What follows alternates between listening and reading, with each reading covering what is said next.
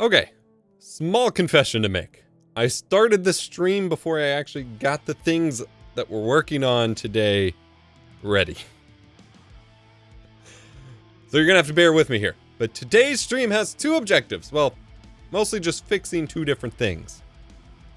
My retro stream PC that we do like all of the retro side from, and I usually do streamer news from, and I was shooting videos from. It needs a little bit of a reconfiguration. Not a problem. And then I need to GPU swap it with my VHS capture rig, which I have in this setup right here next to me. Start the stream before you can bail. Exactly. That's 100% what my thinking was. But then secondly, my VHS capture rig here is overheating. I just built it and then platform swapped it again recently. It has a 280mm AIO on it. It shouldn't be overheating. So either something when I platform swapped didn't get plugged in for the cooler, or I just need to swap it to thermal paste and it's hopefully fine. So we're going to be pulling out two PCs out of the setup, since I apparently didn't bother to do so before I started streaming, because 100% I started streaming before I could, stop myself or get in the way of myself. So we're going to take those PCs out of their respective setups, which over on the retro side is going to be a nightmare to figure out where everything goes back when we plug it back in. And then secondly, we're going to reconfigure both of them for some optimal setups, and we're going to talk about why. Now, to aid in this process, we have the PTZ camera that'll be pointed over there. That's fine, not a great angle, we'll make it work. I also have an overhead table cam. And with that, I even have a lav mic. Now, obviously this is going to sound significantly worse than the giant large diaphragm condenser mic that I was previously using here, but we've got a table cam set up that we can figure out as we go, so we can actually show off the build. The ISO's probably too high. Over in front of me, I have chat and the stream view, so that's pretty nice. We're gonna go ahead and already turn down this ISO because it is redonkulous. We're gonna crank that baby down. We'll start at 320. The problem will be that you need to be able to see the parts inside the PC, which are usually dark and black and hard to see, without just having your eyes blinded. This looks like a good setting to start with, and we'll just evolve it as we go. So I'm working overall towards building a bigger, long term, we are completely setting up my stream here to where I can do anything and everything throughout the studio. And in fact, we can kind of, if I switch on over to, hang on, let me do this here. If I switch this camera on and then grab the remote, this can basically act as our face cam for over here, and we can have that going. So pretty nice there. Future setup improvements that I'm gonna need to make this work are, I am looking into a device called the Twiddler, which is like a little VR controller that you use to control your stream. That's great if you're just up and moving, but I'm also looking into like having secondary phones or something. I need a wireless stream deck, effectively. And I'm not sure how exactly to obtain that yet without like strapping one of those classic like wrist computers to me. Still trying to figure out what that workflow looks like. And of course we have zoom control with the PTZ camera here. We got some stuff moving on. We'll probably talk about that more as we get here. But first and foremost, we have to pull some computers out of some setups. And honestly, that's terrifying at the moment. In terms of what lav mic I'm using right now,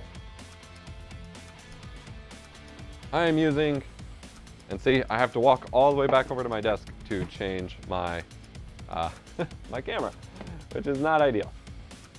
I'm using the Deity Interview Kit here, so I guess to put it upside up for you. Oh, it was upside up for you. There we go. The Deity Connect Interview Kit, which comes with two lavs and then a receiver, which is on the camera right now. Lavs in general don't sound exactly great, so I understand that this sounds significantly terrible, probably compared to, that's not a judgment of the quality of the microphone so much as just the difference of using a lav mic that's all bunched up in my hoodie right now. I'm actually gonna fix that a little bit. Maybe I'll put it on my shirt here. There we go. A lav mic that's not super great sounding, a tiny little capsule that's clipped to your shirt versus a proper big condenser microphone that sits in front of your face. But as we evolve this setup and get things going, I can get it configured. 100% sounds like it's muffled by your clothing. That's the problem, is it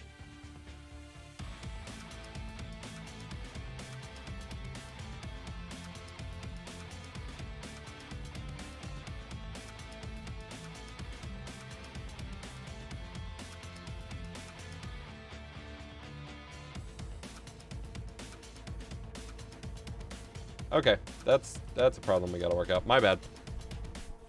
So that's why you see some TikToks like holding their mic out right here, is because they have lav mics and it doesn't sound super great right here. And so then you hold it right up here against your mouth and it sounds great, but then you clip it and distort it. It's not designed to be used that way. So instead you put it down here and then you figure out some EQ. So we can do that real quick. I'm not gonna get anything great in real time, but I can go ahead and go down here, filters, effect filters. We'll just add a VST, audio video filters, VST plugin, EQ.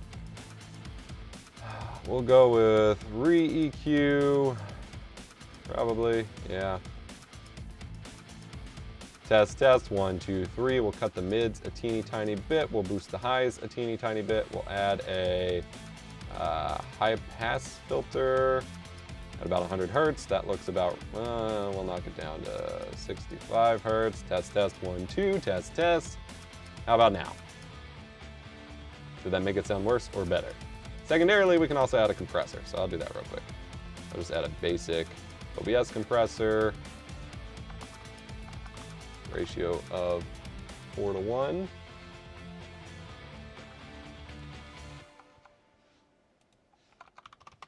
Test, 1, 2, makeup gain, we'll set that to about 4. Click OK, test, how does it sound now? Did I make it sound worse? Did I make it sound better? Test, 1, 2, 3. Honestly, the frustrating part about lavs is you're fighting physics. Sound quality is the same, just louder. Okay, definitely sounds clear. Well, Cujo's deaf, I don't know. We'll boost the highs a little bit more on this thing, but then we'll also add a low pass filter. Oh, not that. All right, we'll add a low pass filter all the way out here. There we go. That should work, okay. So the thing with lav mics is you are fighting physics because you have a tiny little capsule, which is inherently going to be lower quality. It's up against your chest or potentially like in your hair. In certain productions, they put them in the hair or like over the ears or something. So it's either picking up the rumble of your chest or, you know, the movement of your clothes, or it's just over here, nowhere near your face, or your mouth rather. It's obviously near your face. And then you're projecting your voice this way, and it's just picking up like the other frequencies rather than the direct pickup of your voice that a bigger microphone usually has. So it's really tough. It is.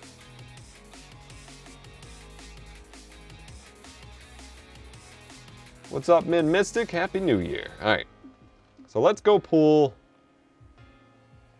Yeah, Deity makes awesome stuff. I feel really guilty. I have been sent a lot of hardware from Deity. Just to be transparent, of course, like they have sent me a lot of stuff and I have used it in a lot of things, but I have barely talked about it on my channel.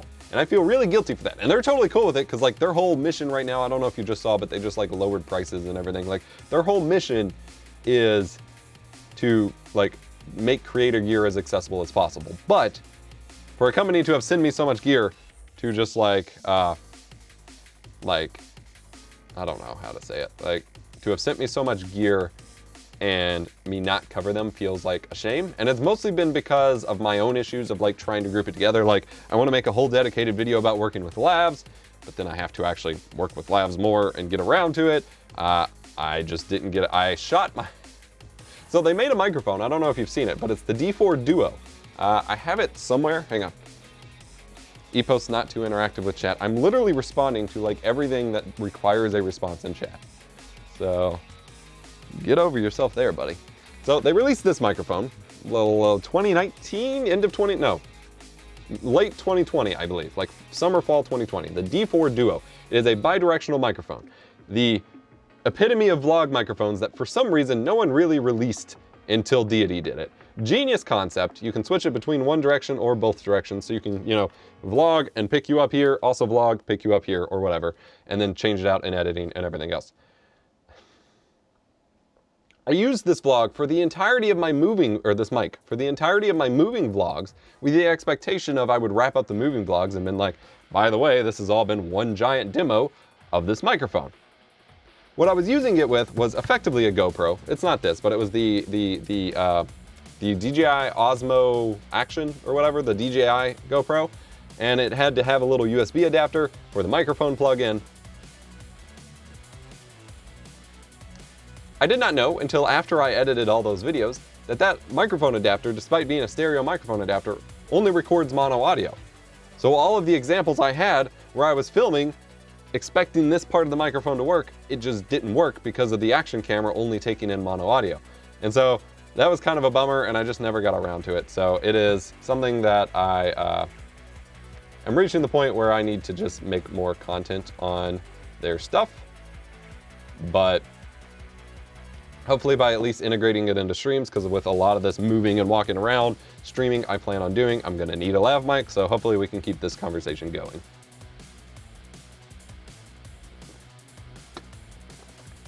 All right, you probably just heard me swallowing since it is right up against my chest. I apologize, I did not consider that. That is probably really weird.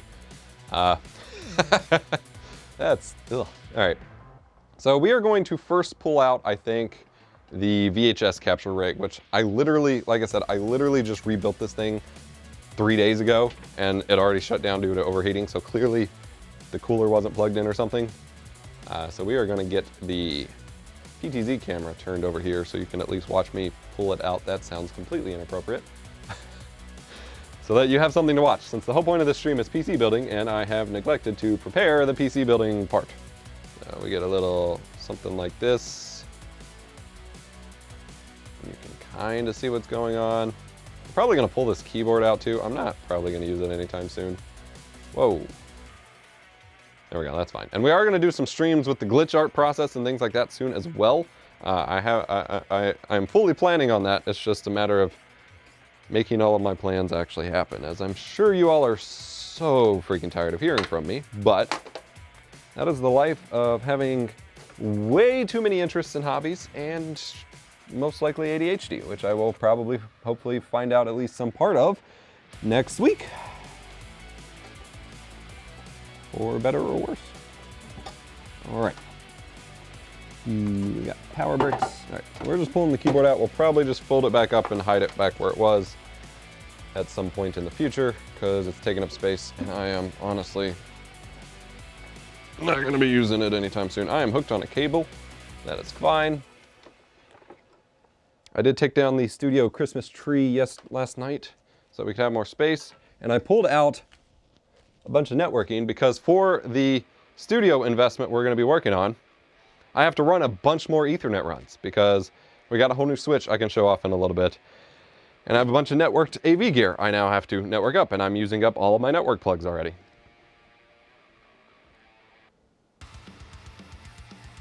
I was able to fix that in DaVinci Resolve Studio. Yeah, that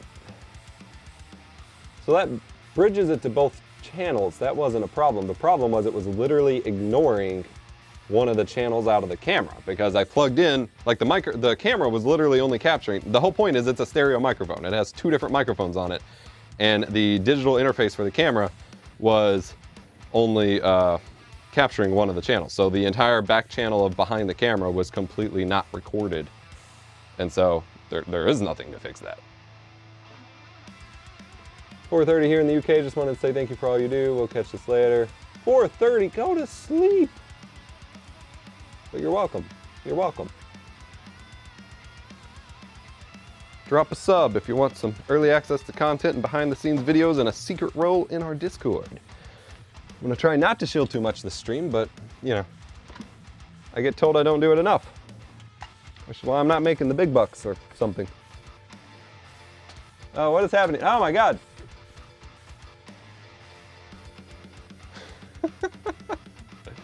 Technically Alex, what the? Technically Alex with the 10 Tier 1 gifted subs. Holy macaroni, dude. Jesus Christ. You have gifted 65 total subs recently. Jesus. We have our top gifted sub, top gifted subber. Jesus Christ, dude, thank you. Also, I don't know if you can see down here, I have a spool extension cord running to another outlet because I have discovered this week that I am pulling too much amperage for the circuit that most of my desk is run on. My desk runs on a 15 amp circuit. We have a bunch of different circuits. We have like 100 total amps ran to the garage here.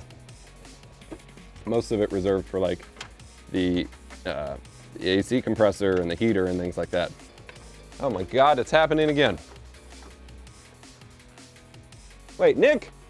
No, you didn't. Nicholas Ba. Nick dropping 10 gifted subs as well. Holy crap, you've gifted 30 subs? Jesus. Holy crap. Thank you so much. Oh my, all right, thank you. Why does my chat keep clearing out? It's not supposed to clear out. I need to check that in Stream Elements. Stream Elements, why you do this? Jesus Christ, you all, thank you. What in the world? You wouldn't gift an NFT. Oh my God, okay. Let's not get me on that topic right now. Jesus Christ, all right, chat widget. Settings. Widget options, messages limit, all of them. 20? Is that enough? 50? Yeah, it's the messages limit, all right. We'll just say 100, because I don't think it matters. Save. Probably gonna clear it in OBS, but then we're good, yeah. All right, holy crap. All right, thank you all for all the gifted subs. Jesus Christ, you all are wild today. All right, anyway. So most of the circuits here in the studio are 20 amp, but the one for my desk side here, because it runs like this entire wall, is 15 amps, and apparently I'm pulling more than 15 amps or more than the wattage. It might be more likely I'm pulling more wattage, but we have a ground fault outlet on the very first outlet on this circuit, and it keeps flipping at random, but it's mostly flipping like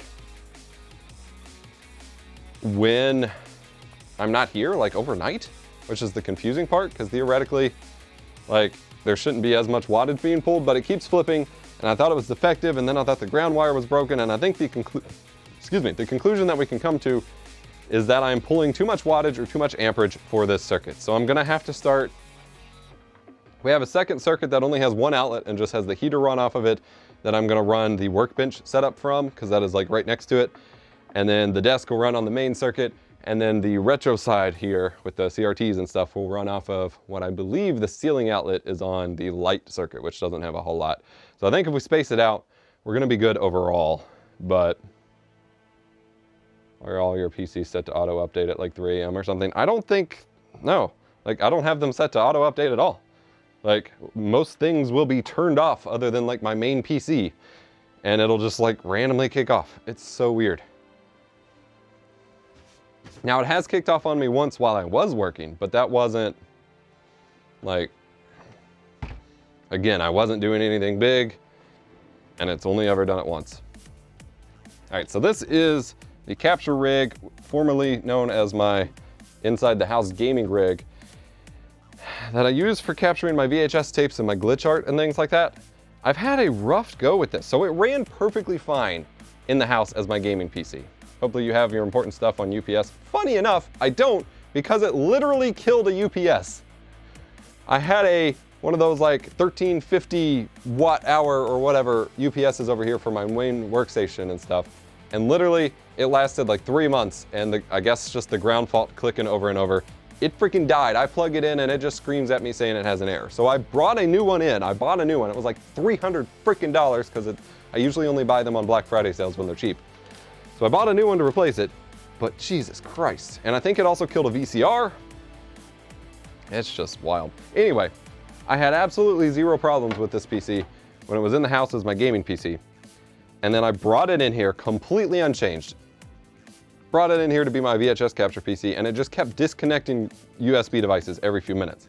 And that was over here on the 9900K configuration, which I realized I have fans dangling from, so that wasn't smart. And so I just completely platform swapped it. Like, I could not figure out what was causing it. I reinstalled Windows, did all sorts of stuff. And so I swapped it to the 11900K. And then again, it has this beefy Corsair, like 280mm AIO. But when I was using it, it turned off, like I used it, I was trying to write a 3-hour video to a tape. Keep in mind, this is 480p, so it's not like it's encoding high-powered video, but just playing back the video to a tape, it just turned off due to overheating. And even the BIOS wouldn't boot, saying it was too hot. So I'm trying to see, we're gonna switch over to the overhead camera. I'm trying to see why it kept getting too hot. Do you live near a prison? No? What? What kind of question is that? Did I just hide my alerts? What is happening? Oh, that's alerts 1. I see. Okay. Why did that is the camera too heavy? Elgato, is your multi-mount failing me again? I say again, it doesn't happen often, but should be about good. Really overcrank it. There we go. All right. I think someone just followed. I need to turn off those emotes for following because I always get confused. Not that I don't appreciate your follows. By all means, thank you so much. I always see that happening and I'm looking for alerts and I don't have an alert. All right, so the fans are plugged up. They should be plugged into the fan header. This one runs to a SATA power connection, I confirmed, but that was plugged in. Fairly certain. So maybe it's just because I don't have it plugged into USB. The Corsair pumps have the little USB header that runs to a USB connector, but I don't have that connected. I thought that was just to manage the software. I guess we'll pull this out a little bit and double check that it's connected to the fans. I need a screwdriver real quick. We're taking the GPU out of this anyway, so like I needed to pull it out so we can swap GPUs.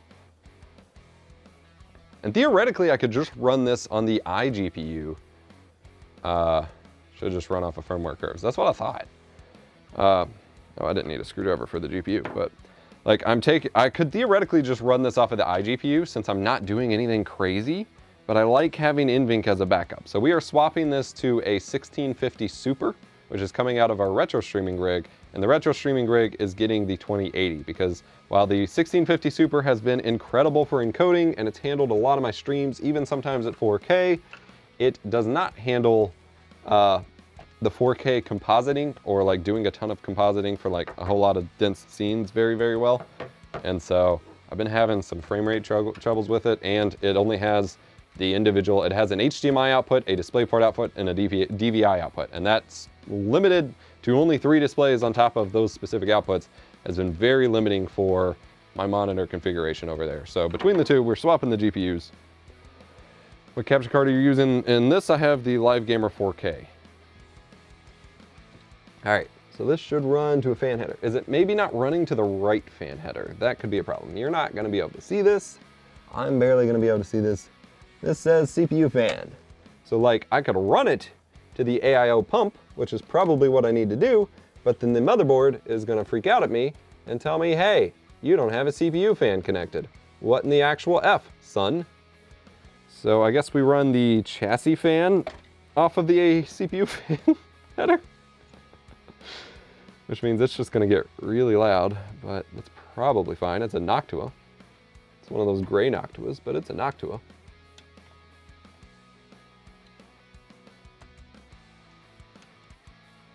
Ow, ow, ow. Hello? Bro, I know you all thought I was crazy for this TV wall I set up in the studio where I have the 4 little TVs mounted, but having this vertical one for chat and then a preview of my stream pulled up just streaming through Twitch is like super clutch for this kind of stuff. All right, so everything's plugged in. So theoretically, like it should be fine. So that means we're also gonna add some thermal paste. Like, I think that's the move. It's currently running with a thermal pad. I guess saying that without context might seem weird. What do you mean you're gonna add thermal paste? It's currently running with one of those, I forgot what they're called, but the thermal pads, the little graphite pads or whatever. I don't like thermal paste. I can't stand working with thermal paste. It's a nightmare to work with. It gets all over everything like sand. It's coarse and gets everywhere. And especially on rigs like this that I use for benchmarking, where I'm CPU swapping and things like that, it is a nightmare. So I usually run the little graphite pads whenever I'm just casually swapping back and forth. But since theoretically, this rig is just gonna stay in place for a couple years, I hope. Thermal paste is fine. It's fine. I want to get some of that goop that replaces like the big thermal pads that they covered on Linus Tech Tips recently for like graphics cards and stuff. That looks exciting. I was completely broke when that video went up, and they don't have, like, they have some listings on Amazon, but they were all taken down, like they didn't have any stock.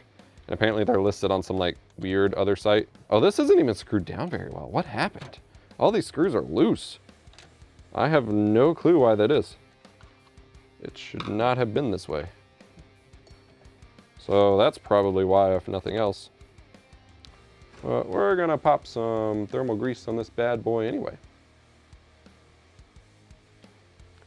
11,900K. All right.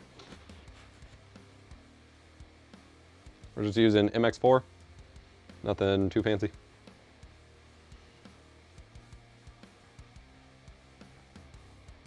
Does this have autofocus on? I think it does. Yeah. Turns out the mounting pressure wasn't high enough, probably. It's a large tube of thermal paste. Yeah, I hate working with those little ones. I'm already almost halfway through it. I do a lot of builds. Well, I used to. I don't do as much now, but like, I go through thermal paste fast, and it is always the worst thing in the world when you run out. Everyone who builds PCs knows that. If you're in the middle of a build and you don't have enough thermal paste, it is nightmare material. So I always make sure when I'm running low, I just buy a big ass tube of it and make sure it is not a problem. All right, let's get these screwed on here. I feel like they felt loose enough that I just thumb screwed them on and never tightened them. And I don't remember when we're not even on the screw. There we go. I don't remember when I would have done that, because as far as I know, the last time I like attached this, it was designed to just attach all the way. Oh, you're getting thanked for your gifted subs, Nick. You still got like 35 more to go to beat Alex, though. So if that is a challenge you value, you got some ways to go. And I can't even get to this one because of the freaking tubes, so I'm gonna screw in the other three and then move it around so I don't yank it off. I steal the thermal paste from work that comes with the CPUs from HP, Dell, Cisco. Lol.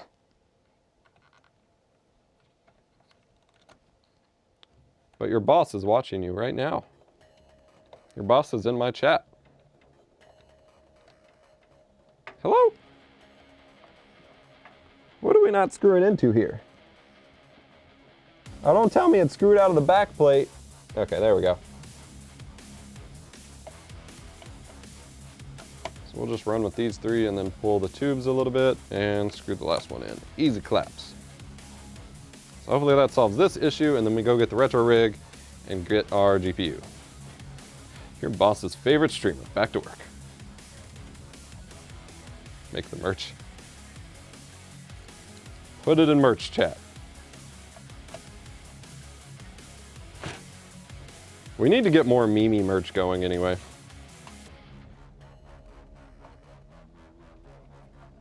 Just like limited meme drops or something. Yeah, it's like the standoffs got screwed out of the backplate, or unscrewed from the backplate for some reason. All right, we're good.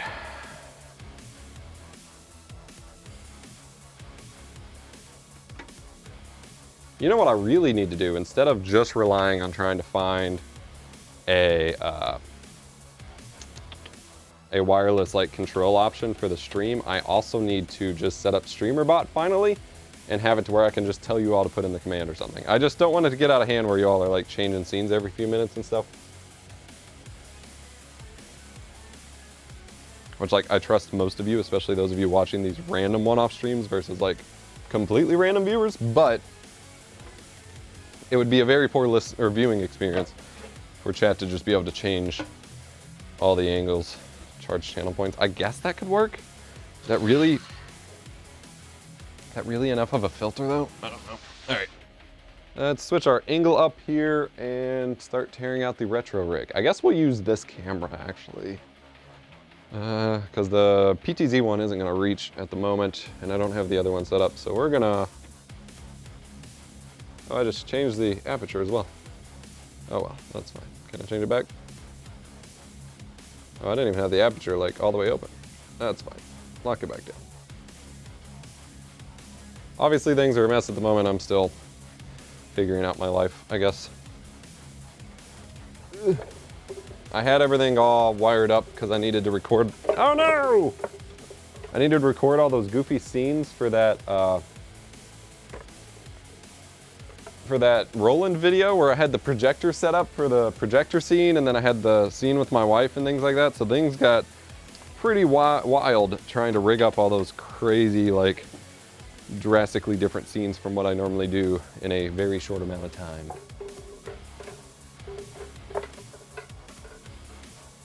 Wet and touch portal will do the trick on a spare phone or tablet. Yes, and in fact, I specifically mentioned before I started streaming, I need to get my spare phones charged up to do it. The problem I'm looking into is how do I make that accessible to me? Like if I just leave it on some random surface, then I'm still just like walking around trying to find it, at which point I could just walk to my desk and do it. And so then do I look into one of those like jogger bracelets where I just have it attached to my arm and I'm like, beep, beep, beep, beep, beep, beep, hacker man. I haven't figured out the solution that feels smart or elegant enough yet. Every sub lets the person who subbed control the cam for 10 seconds. Oh my God. Actually, that would be kind of amusing. Bro, can I just say, I tried to not get on this subject. Oh my God, you're gonna indirectly bait me into this. Why is it people think that, no, I'm not gonna do it. I'm not gonna take the NFT bait, and I'm not talking about Tuvok. That showed up before I started, or after I started talking. Yes, I super appreciate Fwiz actually engaging with me on the NFT thing, because I was totally, like I was being a little aggro with him, and he handled it very well, and we had like a rational discussion about it, which is rare. So I'm super stoked that Fwiz was willing to just have a chill conversation about NFT stuff. I was gonna get mad about a different aspect of NFTs, but the fact that you brought up NFTs as I was talking about it shows that I should just not. I don't need to be aggro about them right now. Because for the most part, like, I'm not aggro about them, but the idea, you know what, I'm saying it anyway.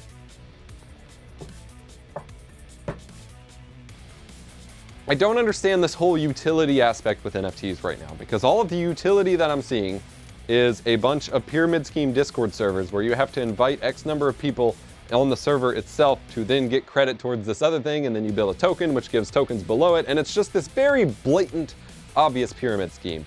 And this is the utility that everyone is saying is the cool, awesome thing. But right now, I can tell you, the viewer right now, if you subscribe to my Twitch channel, be it with Twitch Prime, which is free if you have Amazon Prime using Daddy Bezos' money, or with your own money, which is only $5. You can go higher, don't bother. If you subscribe on Twitch right now, I can give you additional utility. You're still buying the Twitch sub, which inherently has no value, but I'm giving you that extra value through this stream. But if you subscribe with the Twitch sub, I can give you that community and utility by automatically assigning you a role on my Discord server and then providing you additional content and community value there. And at no point does a blockchain or a JPEG or an NFT or an ape need to be involved, because I can just do that with the tools already readily available to us and the integrations that the modern web provide to us. Also, we're not on Web 3. We're probably on like Web 6 already. That being said, I think there's a lot of valuable discussions around NFTs, and if you've seen me on Twitter, a lot of people are being pissed because I come off as pro NFT, but like, some of it is just utter bullshit. Can't stay and watch, but want to make sure I told you, EposVox, that I appreciate all your YouTube videos. Appreciate you. Thank you so much for stopping by and saying that. I hope you have a great rest of your evening or day or whatever is happening right now that is preventing you from staying in the stream, but I greatly appreciate it. Hope to see you in future streams. Web 3.1 Gen 2. I need that printed out. Mint that as an NFT. All right, let's turn off this computer It is going to be absolute hell to unwire this. That's not a word. No, it has to update first. Amazing. We're gonna take out this PC, which is probably gonna go half, it can come out the front. It's just gonna be a nightmare. Oh, bother. Okay. Did I say, oh, bother? Am I freaking Winnie the Pooh? Oh, bother. Or is that Eeyore? Oh, bother. My life is so bad. I got drawn into a donkey. Pin the tail on the donkey. All right, anyway, I don't know how I got on that discussion. Well, Windows Update's complete. We gotta extract these games, and then this Nintendo 64 that runs to the CRT, and try not to break anything as we go here. This setup is 100% not designed to ever be moved. That is the entire point. So, moving it is always a nightmare, and these games are naturally in the way. Hey, Windows Updates completed. Windows updates are forcing me to reinstall Windows on my main machine again, because much like happened in 2018, I have spent the last 4 months now, maybe longer, with whatever the most biggest like Windows 10 update not installing on my system because of some random driver, and it just tries to install every time I restart or every time I shut down. And so I have to completely reinstall Windows from scratch because it won't update Windows. And it won't stop trying to update, and it's just breaking everything. So I'm probably making the jump to Windows 11, even though there are still some things I don't necessarily like about how they changed it, but we'll see. All right. Nintendo 64. Wi-Fi 6 release 2. You'll be back. All right, Leopold. Appreciate it. What's up, Eric Ryland?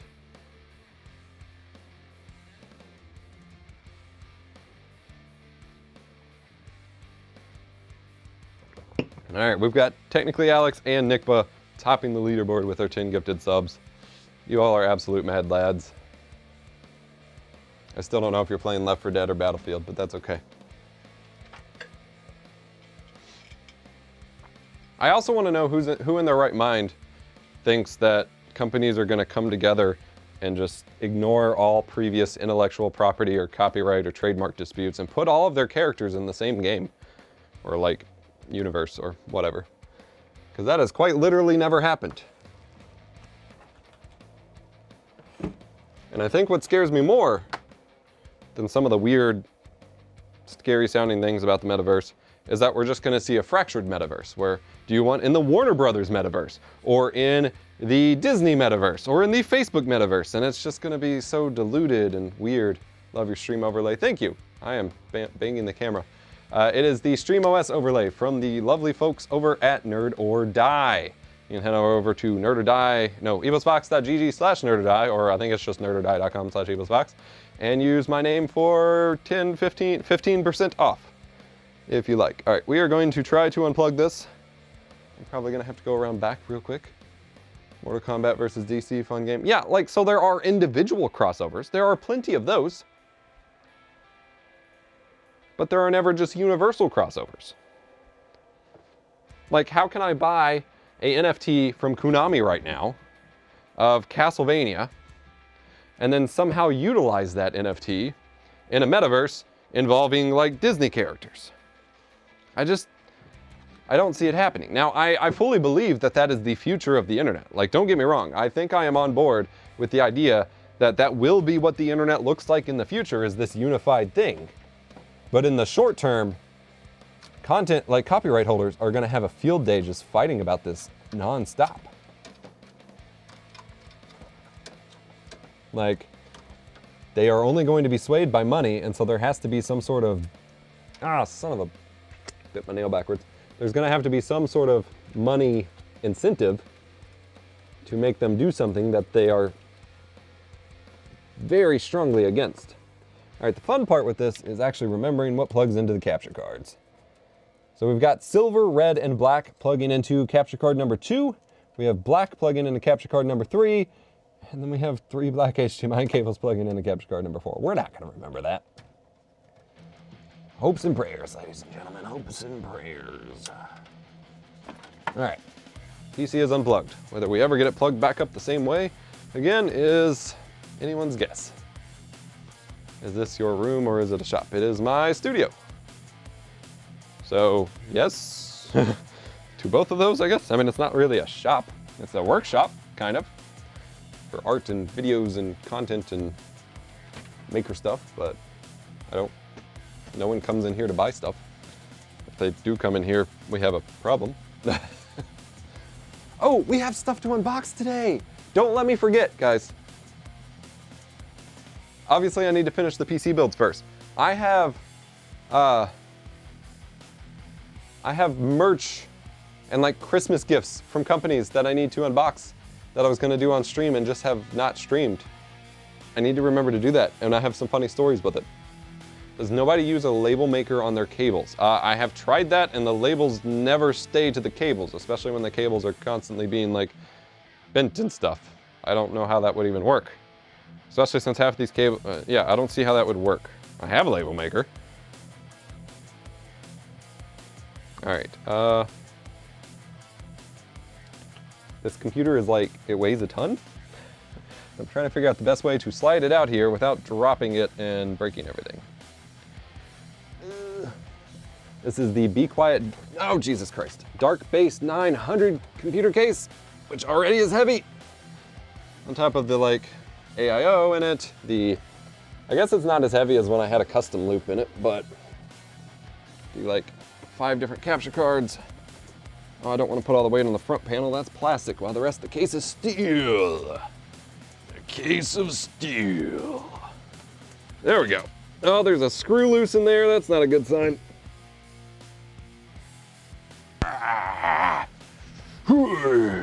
All right. They make special labels for cables. You will have to send me a link to that.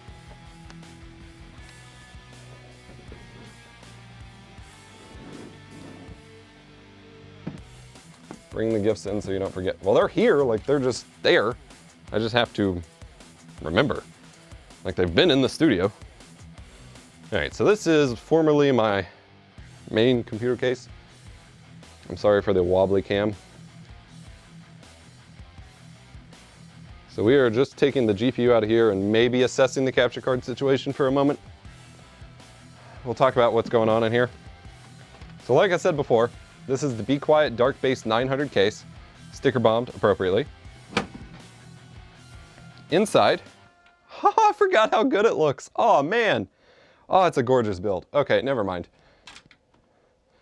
Absolutely awesome build. So this is the 3960X, the 24 core, 48 thread Threadripper system from Threadripper 3000, not 9000, Jesus Christ. We got some tall boy Corsair Dominator RAM. We got an NZXT Kraken something that they shipped with the press kits for Threadripper. This is the MSI Creator TRX40 motherboard. It's running a tiny little Zotac GTX 1650 Super. This is the most imbalanced computer rig I've ever built because of this tiny little GPU with this giant multi-core CPU. But it works because this is just handled encoding. But now that I'm doing beefier streams, and I haven't talked about this yet, but this computer is going to become the base for all of my streaming throughout the entire studio. So like, literally, this computer is going to run everything pretty much, which is going to be wild. And so it needs more graphics power to do that. I'm realizing I may need to find my other sleeved GPU power cable. That's going to be a problem. Capture card wise, we have 4 different capture cards here. We have the Blackmagic DeckLink Quad 4K HDMI. So it has 4 4K 60 HDMI inputs. We have the AverMedia Live Gamer 4K. So that's a single 4K 60 HDMI input with pass-through. And then we have the Elgato Camlink. Oh, wait. No, this is my mistake. This is the Magewell Quad HDMI capture. So this is 4 1080p 60 HDMI inputs, but it's from Magewell, so they're super flexible for retro captures and things like that. Not as flexible as the Magewell 4K cards, as I discovered, unfortunately, but it's like a $900 card. It's like a Ferrari with a small diesel engine. AverMedia Live Gamer 4K, and then Elgato Camlink Pro, which was running my multicam setup on here. So this is, most of that's gonna stay for now. We're just swapping the GPU. And then of course I have cable mod custom cables running, because originally this was my main build. That's the capture card Try has, right? Yeah, the Magewell 4K, and then Corey has my Magewell 4K non-loop-through version. Those are wonderful cards. I wish they made a quad input 4K one, but it would be like $5,000, and I wouldn't be able to afford it even if they did. Because this is $900 for 4 1080p inputs, which is just insane, but Magewell's prices are insane. But yeah, this tiny little GPU, it only has DVI, HDMI, and DisplayPort output. So I wanted to run 4 monitors over here anyway, and I couldn't do that in the first place, on top of the fact that I had to restrict myself to these separate connections. And like, Jesus, DVI in 2021. I actually never really used DVI. The only monitor I used DVI on was my very first 1440p monitor, which was a used, what's the store called? Monoprice monitor I picked up at a like Amazon returns store near myself back in like 2014, 2015. I got a Monoprice 1440p monitor, and it literally only ran off a DisplayPort, DVI. And so that's the only time I've ever used DVI willingly other than this kind of setup. What's up, Jay Brucifer? Yeah, it's just these little GTX cards that they limit for some reason. But no matter, we are swapping in our Founders Edition 2080. I love this Founders Edition design, underrated, IMO.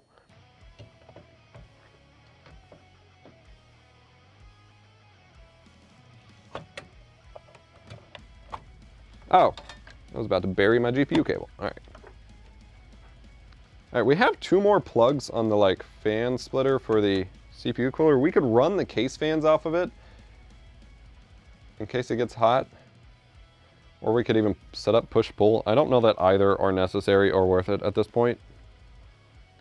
And moving the case fans to it requires opening the back, which could get messy. I kind of feel like it's the right call though, and it sits kind of behind everything enough that it would theoretically not be a problem. I guess, yeah, that would be the smart call. Have all the fans running based on CPU temps just to be safe, especially since this is a Be Quiet case, so the airflow is not fantastic while the panel is shut. By the way, in the front, I have an HD DVD player and a Blu-ray drive. I can't even open it in here, because in the old retro room, I use it for a lot of ripping stuff, but I can't even open the front in here with how cramped I have it back there. All right, yeah, so we need a cable for the GPU, because this is only a single 6-pin. So we need a cable for the GPU. Assuming it's not bunched in here. Yeah, it's not. And then we'll swap the fans real quick. Oh my God. I hate how heavy this rig is. Steel cases are nuts. Oh, I blew a sticker off. Son of a basket. Oh, that's a lot of dust. Where's my cloth? Microfiber cloth. There you are. Jesus, that's like a whole line of dust that just came off the top. This rig has not been moved pretty much since, well, I was gonna say since I moved into the studio, but it's actually been since the Camlink Pro review. That's when I put that in here, so. HD DVD, yeah, so like an actual, so I have the Xbox drive. If I pull it out here. I made a whole video on it back in like February, March. But I have the Xbox drive. But in here has an actual internal HD DVD drive. Because the Xbox One connects over USB 2, and that's just not reliable for disk ripping. All right. Prepare for dust or cable madness or something. No, actually, it is neat as hell back here. I know you can barely see that, but this is like super tidy. Oh. Yeah, okay. So where do the fans go? Oh, they're just routed around here. I didn't even need to open that. That's fine though. We will just connect it up to the CPU cooler. Then we'll just have all the fans, because originally there was like a fan speed controller in this case, but I don't use it. And so since this is a very hands-off computer build, I just feel more comfortable handing off the CPU, or all of the fan control, to the CPU cooler to know what's best. That seems like the smarter move. All right. People use those with Make MKV for ripping. Exactly. Granted, good luck ripping any HD DVDs, because as I addressed in that video, most of them seriously suffer from disc rot. They turn like all milky and you can't rip them even if you can play them, and most of them stop playing. It's awful. Camlink Pro or Magewell Quad 1080p. I can't in good faith recommend anybody buy the Magewell given it's $900 and the Camlink Pro is like $250 or $300 or something. Like there's no reason to spend that much money on it. And actually, I still need to get my camera! Damn you, multi-mount. There's not even that much weight on it. It's just because I'm bumping the table and stuff. I also have this not third party, but you know, like knockoff Acasis quad HDMI. It is not gonna be great, but it was only like $200 for 4 1080p inputs. So, oh, okay, I'm sorry. Yeah, 1080p. So I will have a review of it soon, TM. I've had it sitting here for like 2 months, but I'll get to it. All right, I need to find power supply cables. Okay, I have a box over here, one sec. I have a dedicated power supply tote. Oh, and I dropped a security camera right on my wire shelf. 200 IQ plays. Good thing Blu-ray won the format wars, I suppose, for sure. Blu-ray, far superior product. All right. So I have a box of power supplies and power supply accessories. And in this box should be the rest of my cable mod cables for this particular power supply.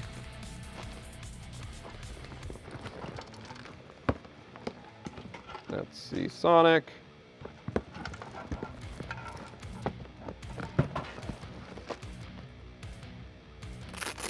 Hey, found it, nice.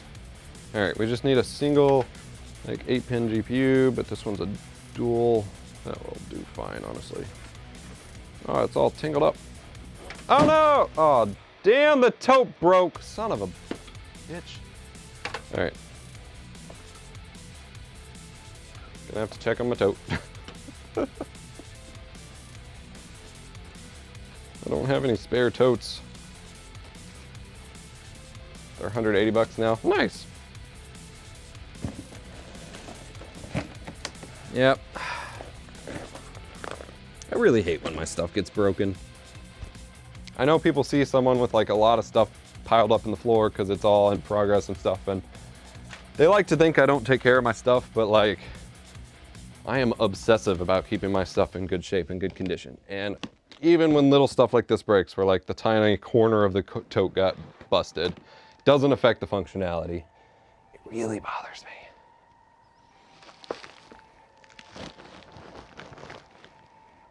Like, it shouldn't bother me, it doesn't matter. But every time I deal with it and look at it now, I'm gonna be like, damn. And then I'm gonna be super, urged, is that the right word? I don't know. I'm gonna be super tempted to just buy a new one, even though this one works fine. Thank you for the follow. All right, we're gonna set this tote aside for now. And we're ready to proceed. And then we can open up some merch. Tell some stories about some terrible apartment tenants. All right, so this should be GPU, right? Yeah.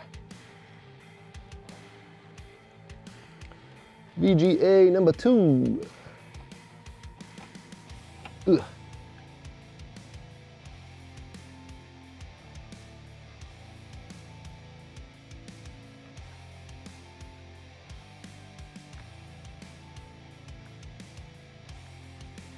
Hope y'all are having a great Thursday night / Friday. All right, this rig is ready to go back and still looks mostly beautiful.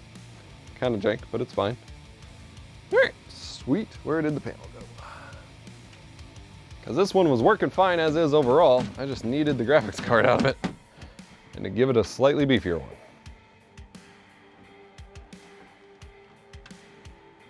All right, it's getting kind of toasty. I'm gonna crack my door here. I don't want to open the screen since I'm talking so loud and people are sleeping, but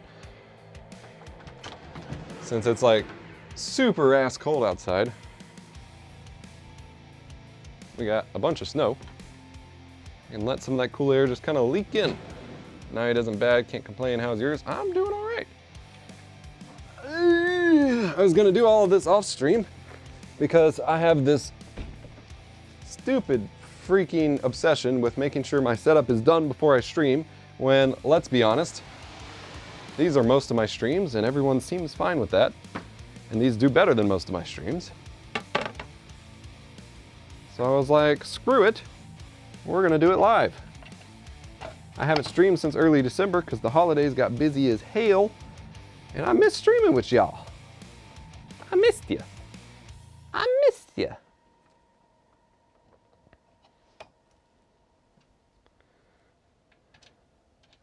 And I want to get things set up. My wife and I are actually going to do some co-op streams soon as well. We used to do an entire like co-op Let's Play channel thing, and we don't anymore, and we want to get back to kind of sharing some of that experience. So since I really want streaming to be a big thing in 2022, we can share that together.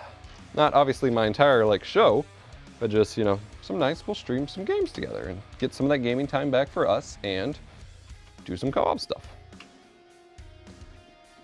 But trying to find a 3080 Ti or 3090, gonna show my 8-year-old how to build a PC. Very nice. I hope you can find one. Window shopping for a NAS setup, nice, nice. All right, before we plug up the computers, because that's gonna be some tedious, watching my butt crack kind of boring stuff, let's talk about the merch drops I have. Well, they're not merch drops. They were merch I was sent that I need to open on camera just because that's the cool thing to do. And we got some story time, but first I gotta make sure my address is not on it. I have gone this far without doxing issues. Let's not jinx it.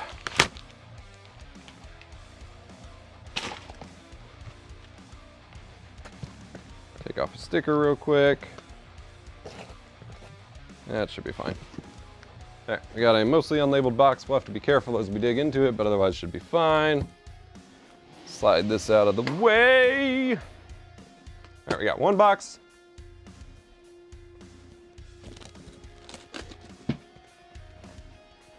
We got this half open box.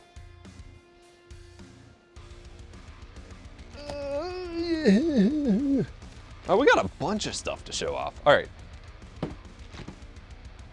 We got a bunch of stuff. This is gonna be fun. And then we'll get back to the PC building. And I am nothing, I totally did not respond to your comment about the stream title. I'm trying to learn from Lance, as we were just talking about in the chat. I honestly, like, I struggled to come up with anything as ridiculous as he did. Like, I wrote like 4 different titles and didn't feel like any of them were like on the same level. So clearly, it's a developed skill of some sort. But that's fine, that's fine.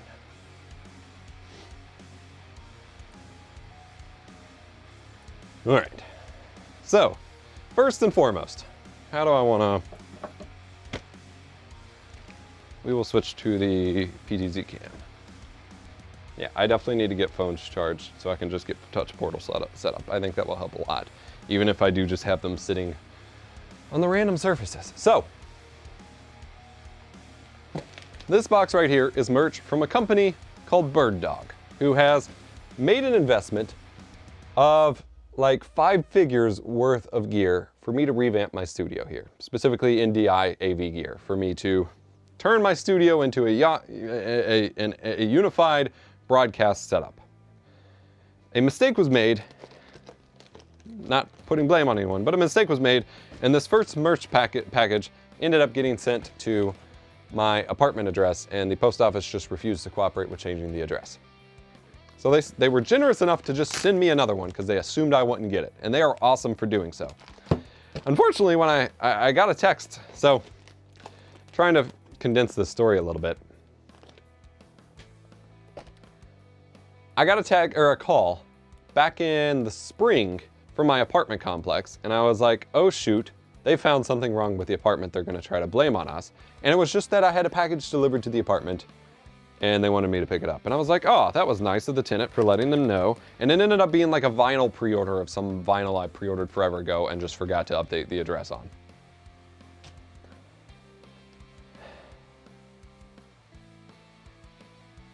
I know for a fact, at least 3 other packages made it to that apartment that they didn't tell me about and that I have no way of getting. And this is after, while I was living at the apartment, I had a package get delivered to the previous apartment I lived at, which was 3 doors down, and they lied to my face about getting it.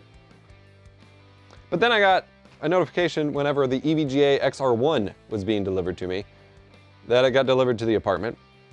They did not tell the office about it, and I went and asked them, and they handed me this box that they had up in their closet where they had completely destroyed the box and just torn it out, and supposedly thought it was for them, and then just were like, oh, what the heck is this? I don't know what to do with it.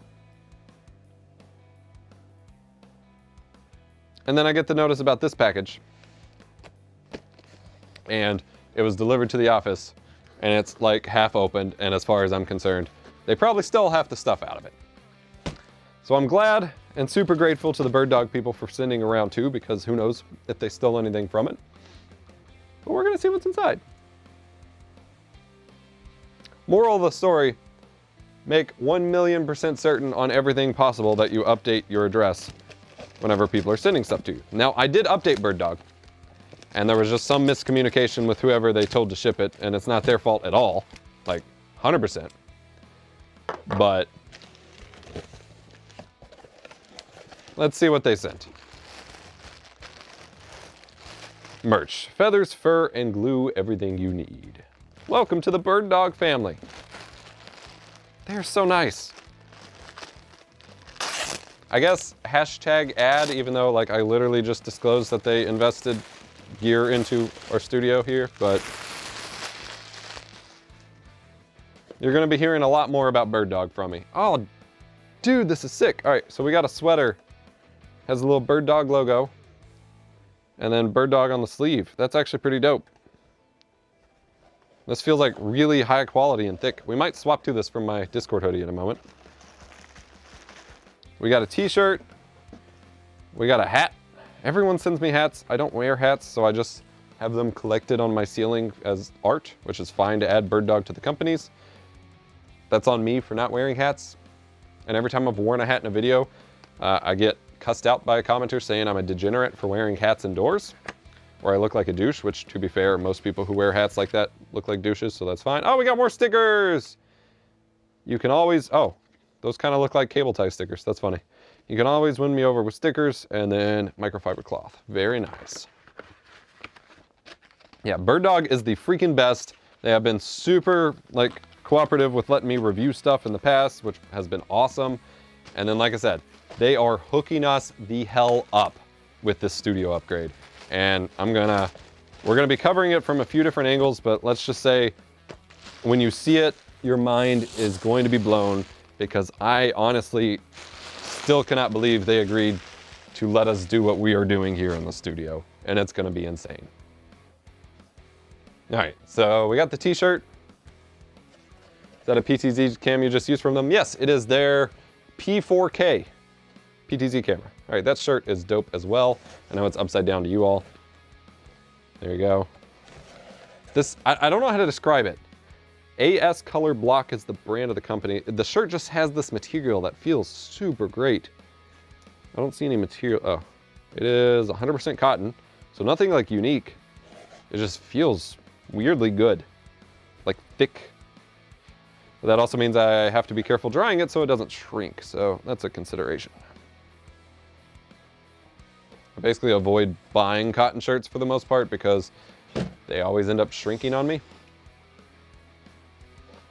Is Bird Dog the one that sells the conference room type gear without the corporate price tag? They exclusively do NDI broadcast stuff, so probably not. If you're talking about audio stuff, that would be Clock Audio. All right, so this is package number 2 from Bird Dog after they realized I was probably not getting that package. They were so incredibly kind enough. Like, they really, like, it wasn't like, hey, can I please have some merch? Like, they wanted me to have this merch. That is some thick ass box. So I think it's the same thing though. So we're not gonna tear it open yet. We got the t-shirt and the hoodie and the hat. So sick. I got duplicates. I will double check with them to make sure they don't want it back, but I'm fairly confident they don't. Have you checked out the new NDI suite? I have not yet. It's been on my list. All right, so we're not done with packages though. We also have this one. I have no clue what it is.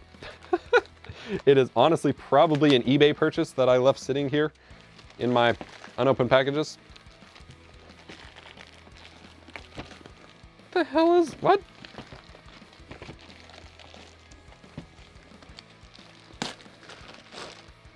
Or maybe it was a P.O. box thing. No. Oh, yeah, I think this was in, oh, hello. Oh, these are, okay. I ordered a bunch of, yeah, these are DVDs, okay. I ordered a bunch of old drive-in intermission like rips of like the cartoons and stuff to mess with for streams and stuff. I forgot I ordered this. That's funny. Gotta see what my wife texted.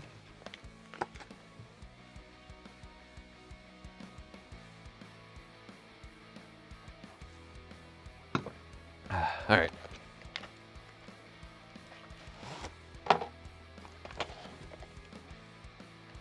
Hey, I'm also fixing up PCs right now, lol. What a quinky-dink. Yeah, these look exactly the same. That print is super low quality. At least they don't smell like smoke. Maybe they will when I release the plastic. But so many of these things I buy from like VHS collectors and stuff just reek of cigarette smoke, and it drives me nuts. Like obviously, like my parents were smokers growing up, so like I've lived with it. I understand you can't really avoid it if you smoke, but it sucks to receive. All right, so this is a package from the one and only Corsair. I did not get the Elgato package this year. Like I don't want to sound entitled because I'm not actually an Elgato partner, because that would be a conflict of interest for reviewing for them, and I'm not entitled to anything they put out. But they have previously sent me the holiday packages that they send to Elgato partners, and that included a freaking Elgato like LED neon light, which is like perfect for the main tech studio on YouTube filled with neon lights. And I did not get it this year. That was a bummer, but that's okay. Like I said, I'm not entitled to it at all, and we still have this incredible looking package from Corsair. What in the world? This looks awesome.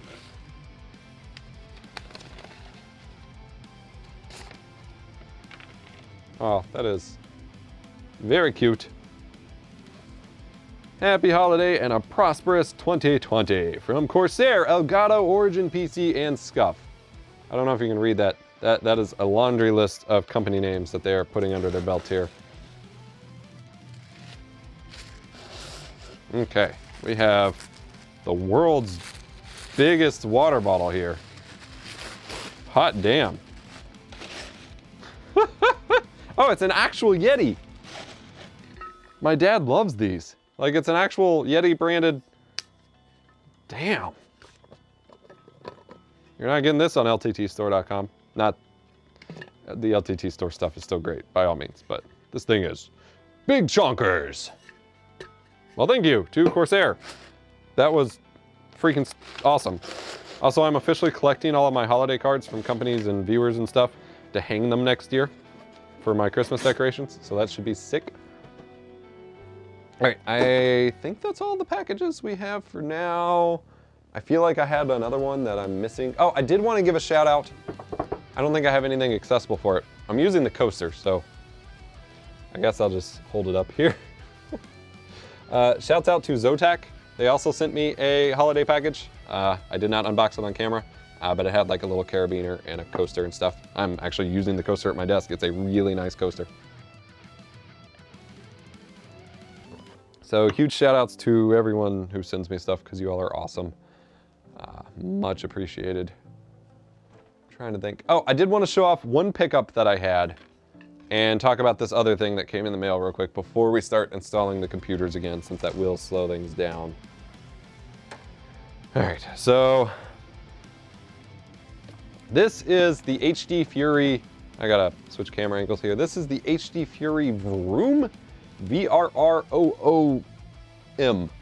This is it's an audio extractor, it's a video switcher and a splitter and a frame rate and resolution converter for HDMI 2.1. This is the very first proper HDMI 2.1 device on the market. It is very expensive though. I was in one of the first pre-order rounds, which was cheaper than the list price.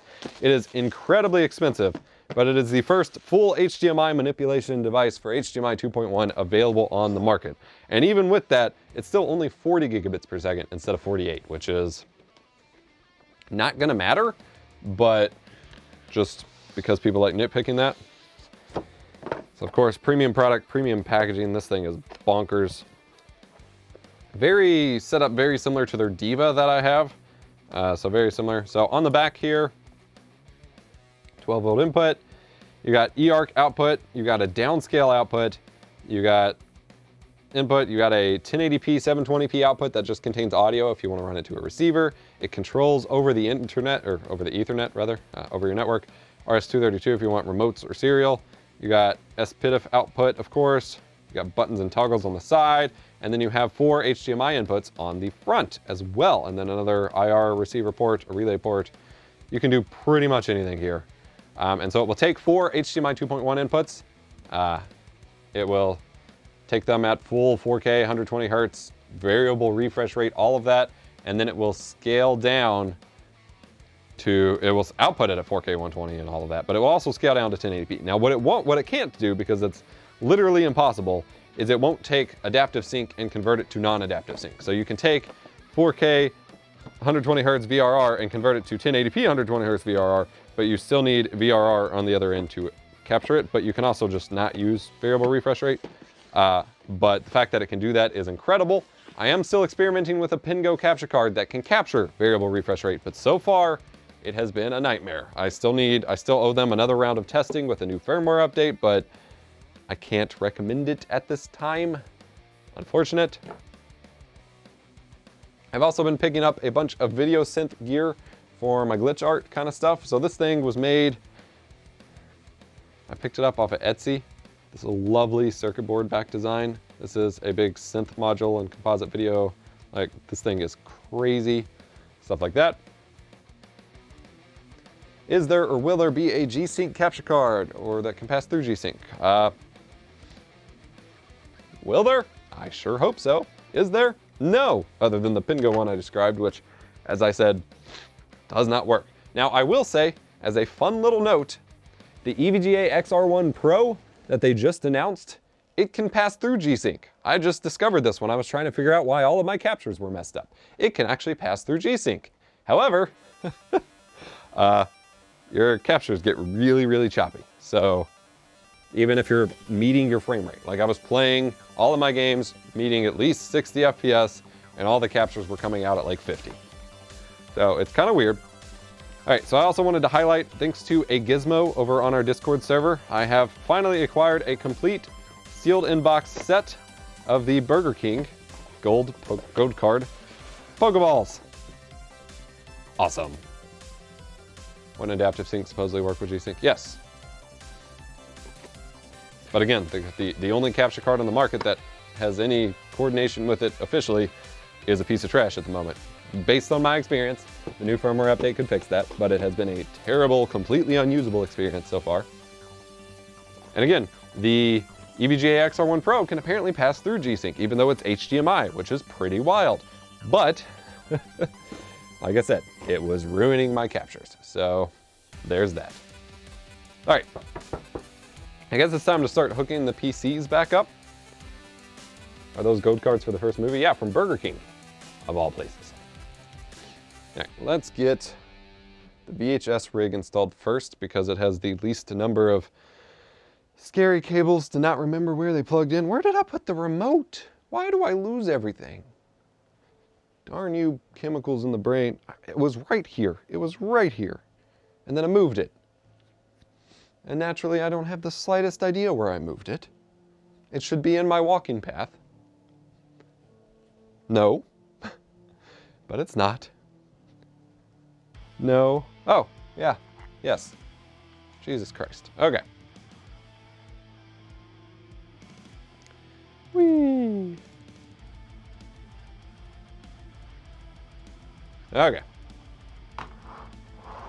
What's up, Squid Hominid? Been meaning to catch a stream for ages. Given your stream title, I assume you have opinions on Mi 6's, yeah.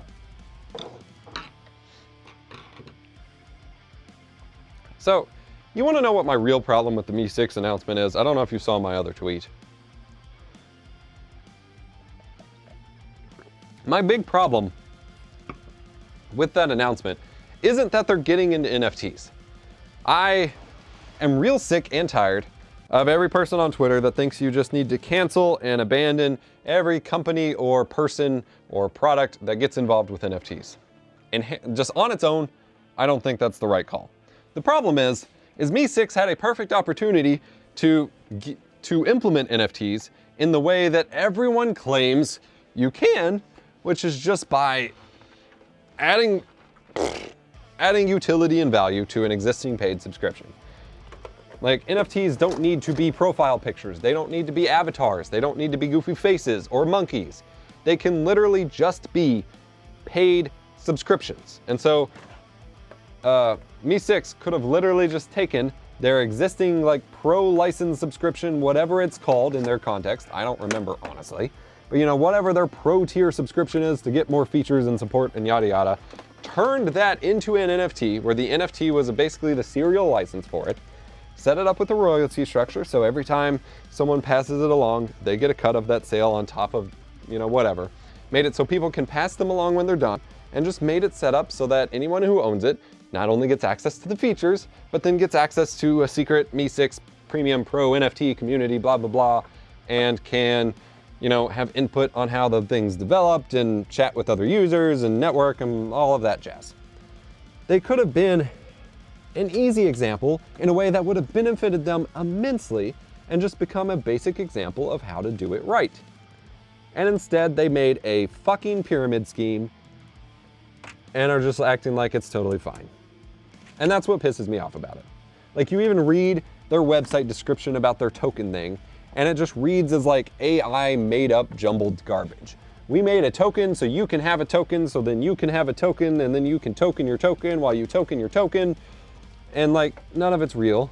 And it's just all bullshit. And like, this is the problem with the NFT scene right now, is NFTs on their own, as technology, as a concept, they're not scams. They don't have to be scams. It's just a means of transacting. It's a ledger, it's a receipt, it's a way to trade goods for money, whatever.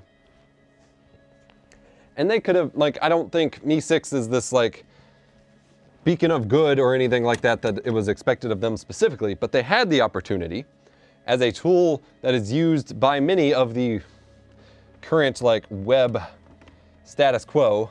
Like, they had the opportunity to be the people who make it into something good and awesome. And instead, they basically wrote on their website that they made a pyramid scheme and are just selling stupid smiley pictures, which is the meme, the misinterpretation, the epitome of everything wrong with NFTs that everyone complains about. They just went and lived up to it. And I think that should be something we frown upon and get disappointed by every goddamn time. It's not that they get into NFTs. I don't think that's worth, you know, people are like banning Me6 from their servers and whatever. I don't think it's worth all that, especially if you use it. But I think it's something that we need to frown upon and encourage the, you know, companies to do something else, and then to celebrate the ones who do something actually good with it. Because that will set the tone for what NFT communities, processes, whatever should be and will be moving forward. NFT 2 might be better. I feel like until we have a better consensus algorithm than proof of work, I'm not a fan of NFTs. Honestly, like, I hate to be this person because the environment issues are real. They're bad, they're not great. There's a lot going on, but realistically, like especially with all the game NFT talk, any game right now could swap over their in-game marketplace for microtransactions and skins and items to a non-proof of work blockchain that doesn't have the environmental impacts, that doesn't require existing crypto, to their own private blockchain with their own private marketplace, and just switch all of their in-game items to be registered as NFTs tied to account holders, and just their in-game wallet is their wallet. And literally no one would know the difference. And then they could evolve it from there. Now, that is also a supportive argument, as many have pointed out, for a reason why we don't need them, because it would be, you know, it's not any better theoretically, but like, they could do that and it'd be fine. So the reason I'm bringing this up is because I don't think the environmental issues or a lot of that stuff, other than the existence of Bitcoin specifically on the whole, which I'm really wondering how long will last in terms of relevance. But like, in terms of NFTs specifically, I don't feel like that will be a concern once enough good projects just show up. Like, all it takes is a couple good projects to show up and do it right, and all the haters are gonna shut the hell up, and it's gonna be fine. But as long as companies like freaking Me6 show up and introduce pyramid schemes and do it the wrong ass way, they're just gonna keep losing. Well, they're not losing. They're making a shit ton of money. We're losing, I guess. But like, it's gonna continue to look this way when it could be totally fine. Like, we just need a couple good projects to show the way.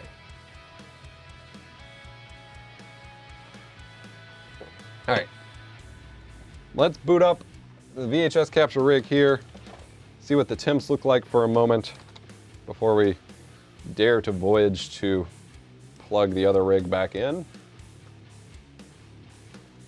I don't think I have hardware info installed. Nope, I need to download it. Hdmi info. Let's make sure we're running okay.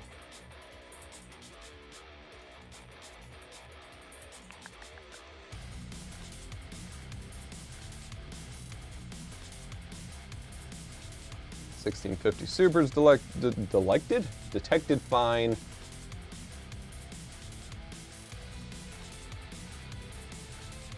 We need Captain Planet to save us from crypto mining. Captain Planet was weak. He was feeding into the oil tycoon agenda that we all need to just recycle and buy recyclable plastics to keep buying up more and more plastics, and put the impetus of saving the planet on the individual consumer, which has no real impact on preservation or the overall ecological damage of capitalism. What the fuck am I saying? Anyway.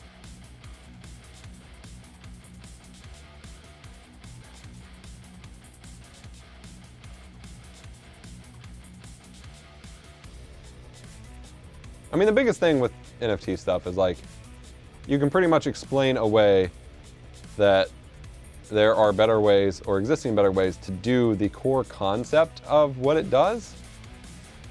But like, you can't argue with the fact that if anyone wants to sell, like the glitch art I make, if I want to sell that, the only way I can have any chance of realistically selling it is by just freaking listing it on, or getting listed on a fancy NFT site. All right, CPU is running at 29C.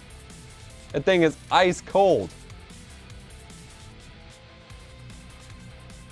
So yeah, I'm gonna guess the mounting pressure was fucked up, because there's no way at 29C it's gonna continue to have problems. So I'm gonna open up, I'm not gonna output it to tape because I don't have 3 hours before I'm probably gonna go to bed. But I'm gonna leave this video playing, which is the only thing I had going when it overheated. And we'll just make sure it's not hitting TJ Maxx of 100 freaking degrees. So yeah, it had to have just not had mounting pressure and was just cooking itself. That's really unfortunate. I don't know how that happened, honestly. It must have been when I was moving it around for test benching, and maybe I just like got halfway stopped of trying to take it apart and decided against it. Yeah, it's playing back this video. Well, I don't have the deck link plugin on. I can turn that on. Like, it's playing this video and staying at 27C. Like, this thing gets ice cold. It might be the coldest CPU I have running in the studio right now. Yeah, it had to have just not been getting any temperature. Okay.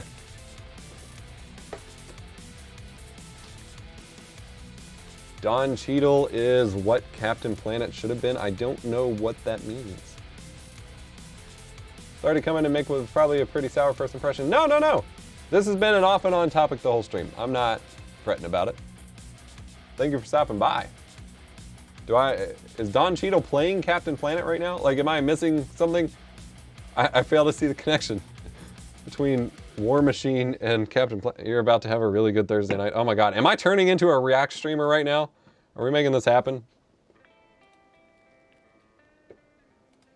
Don Cheadle. What am I Captain Planet? Oh my God, no. Oh dear God. Oh, this was from 10 years ago. Oh, I think I've seen this.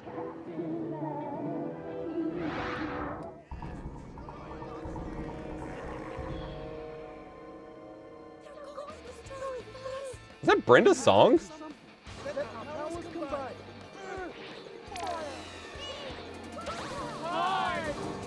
heart.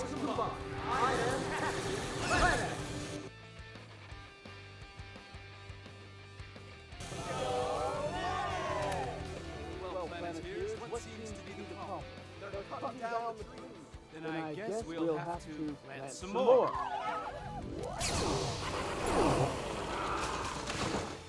Attaboy, Captain.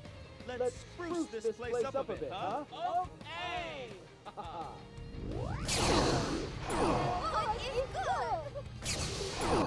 Was that Britta from Community? I think it is. Maybe not.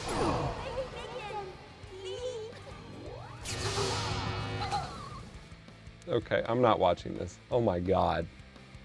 There's a whole series?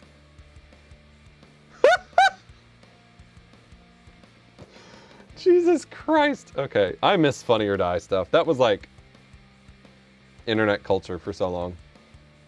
Yeah, this CPU is still running at 28C, so it's fine.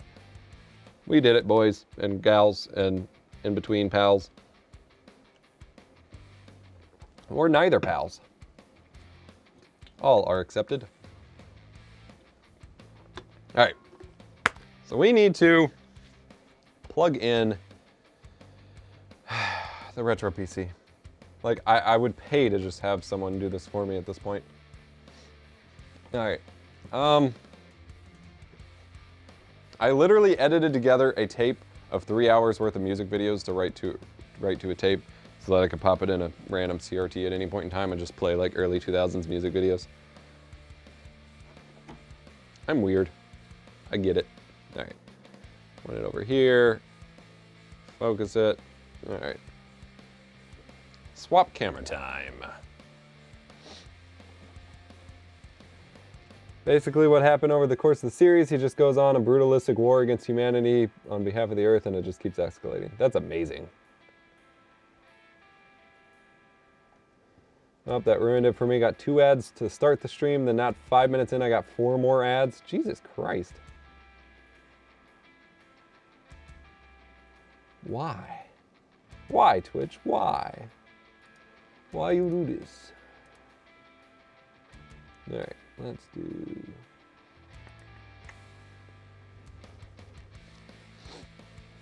Maybe Twitch detected that I was playing a YouTube video and they just wanted to monetize it.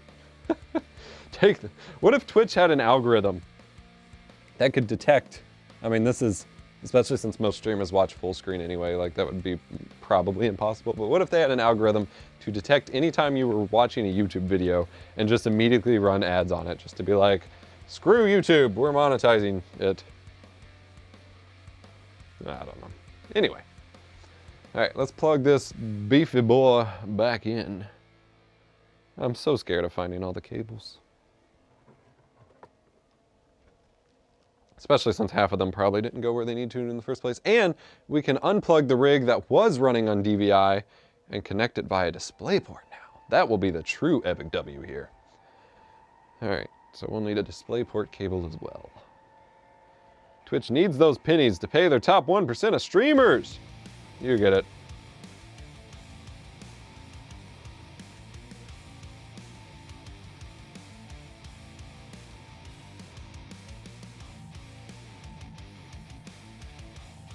Not cool for someone who finally got to one of your streams for the first time. Yeah. Unfortunately, I am not in direct control of that. I will say once I am doing my more formalized shows, I will be integrating dedicated ad spots every so often like they do on G4, so I can run those mid-rolls and not have you get hit with pre-rolls. But for these casual streams, like logistically, that just doesn't work out. But it is a goal I have where I basically have to manage Twitch's ads for them to keep viewers around. Thank you, Twitch. I feel so special making my $100 every 3 months or whatever it is. Doing your advertising job for you. And as much trash as I talk about that particular point, I'm still here. And realistically, I don't have any means of doing these kinds of casual streams on YouTube and them actually working out. So,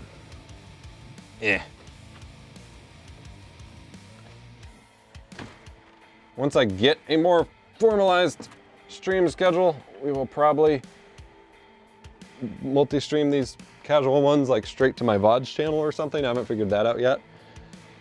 But in the meantime,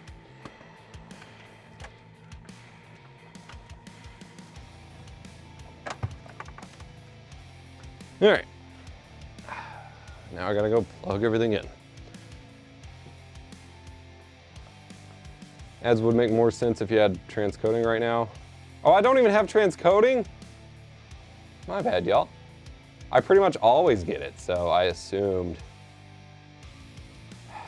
That's disappointing. I usually start and stop recording or streaming if I don't have it, but I just kind of assumed today, especially since it's off hours. I love building PCs. I love Epos. What am I doing with my life? Living your best life. That's what.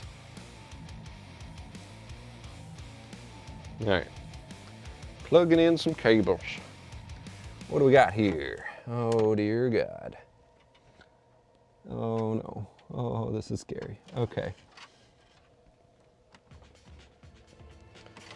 All right, DVI cable we are removing, so I can just fish that out of the way. USBs obviously go in the USB ports. That one's easy. Oh, this USB doesn't even reach. What the hell did it come from? Where did it come from? Where did it go? Yeah, I don't know how that USB cable even reached into the motherboard.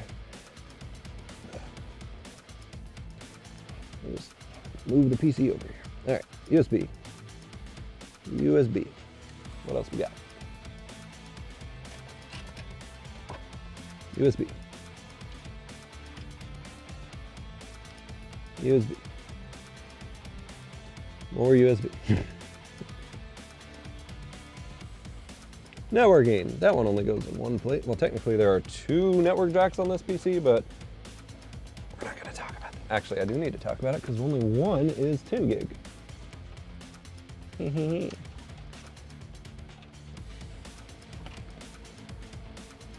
think it's that one. There. And then we have this HDMI, which runs to the front, so it goes in the Magewell capture card.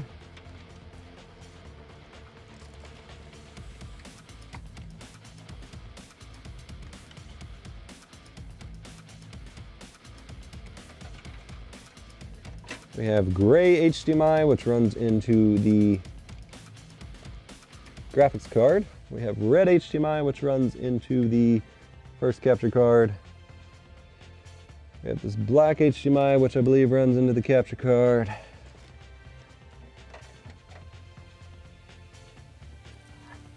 All right, I think I have this figured out, ladies and gentlemen. We're gonna plug it in and nothing's gonna work.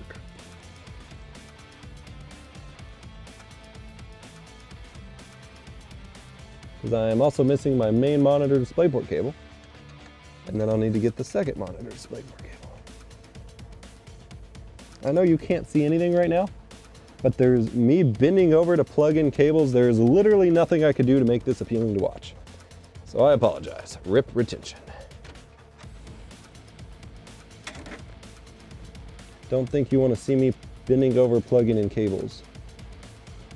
Unless you're into that whole daddy stuff, which let's not right now. Can we keep streams innocent and pure in 2021? Probably not. All right, DisplayPort, DisplayPort, DisplayPort. DisplayPort, DisplayPort. I have a really long DisplayPort cable. I don't want to use that. I guess we're using it for now. Oh wait, nope, I have this bit. DisplayPort, yes. Captain's log, DisplayPort 2957. Wait, where did DVI run into? This monitor is connected with HDMI. What? Oh no. Oh, it was run HDMI to DisplayPort. That makes more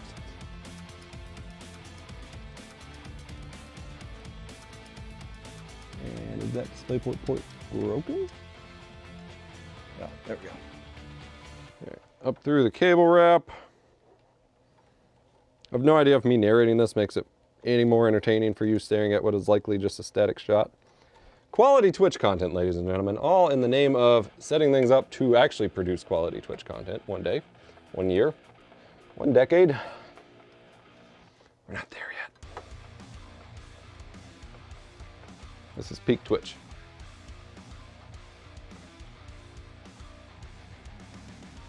Oh, and this is one of the DisplayPort cables without the stupid clips. Thank God, those are the worst. Those should be banned, other than for broadcast scenarios where you need them.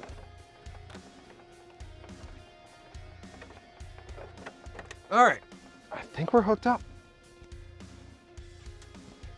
Power supplied. Let me see if I killed my chat.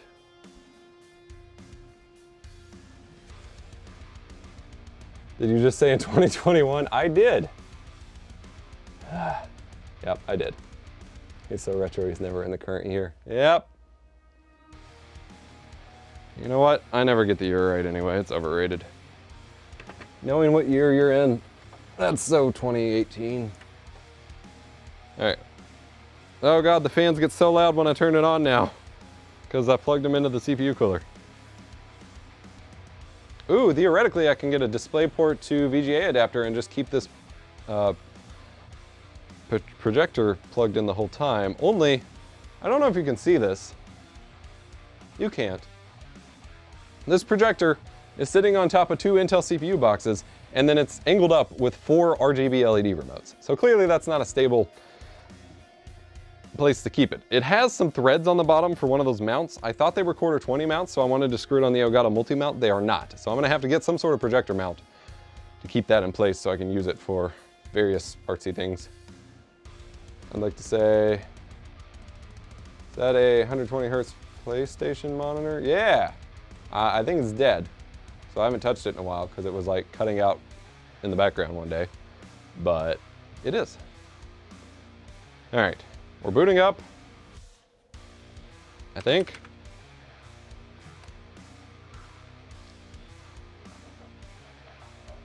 I'm pretty sure I at least didn't plug in one of my Stream Decks.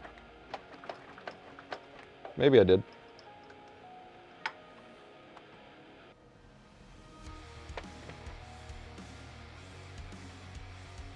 I don't know what's happening right now. The monitor keeps trying to come on. But not that one. Although that one just needs its input changed, so maybe that's why. It's probably registering as monitor 1. Yep, there we go, sick. Gucci Gucci. Maybe. Maybe, there we go. Yes! Great success, all right. My mouse is naturally not working. I do need to get a wireless mouse and keyboard set up for this space so I can remove it from the desk. If you've noticed in any of my videos I shoot over here, which it's been a while, that I had some ringing like in the microphone and stuff. I tried to hide it, but if you noticed it, it's because the keyboard, if I keep the keyboard or mouse cables close enough to my mic arm here, it's providing enough high frequency feedback that it rings in the microphone. And so I need to get a wireless one that I can just kick out of the way. All right, so I need to figure out why my mouse isn't plugged in. And seemingly neither of my Stream Decks. So we're missing like 3 USB plugs I gotta fish out real quick.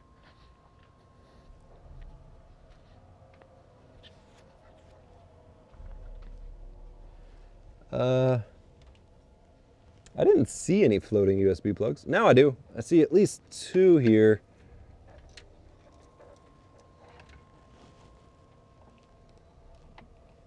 Can I pull them back through before I route them though? Yeah, all right.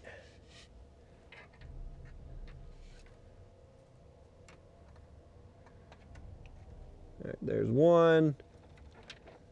There's 2. I think that one was my mouse. So I think I'm missing just this Stream Deck, I think. There it is. Sick! And that is all the available USB ports in this computer. Okay, so I definitely didn't plug anything in the Live Gamer 4K. I don't know what was originally plugged into it. Hardware Dynasty with the Tier 1 for 3 months in advance? Are you kidding me? You mad lad. But thank you. Thank you for being a mad lad. Join us on Discord, discord.gg/EposVox, and you will get a secret role and channel and all of that, which I think I can just press this button and it'll send it in chat. Maybe. I'm not seeing the button now. Yeah, where are my text chat buttons? Oh, it's over on this one. Discord, Discord, Discord. Magnifique. All right. Button power. All right, let's get the game shelf moved back in, and then we have successfully done what I needed to do for this stream, which was fixing the computers and unboxing that stuff. I'm gonna unplug my laptop here and try to pull some of this loose, just kind of junk out of the setup that kind of builds up over time when I'm doing all this stuff. And like I have a random USB cable that runs here to nothing. HDMI cable that runs to God knows what. I hate this. Anyway. All right, EVGA XR1 light, get out of here. We're not using you right now. All right, that should be fine. Move the cables up.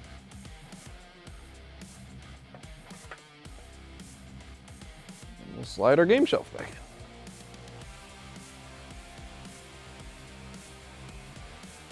What's up, Bennett is awesome. You're already in the Discord. Very nice, very nice.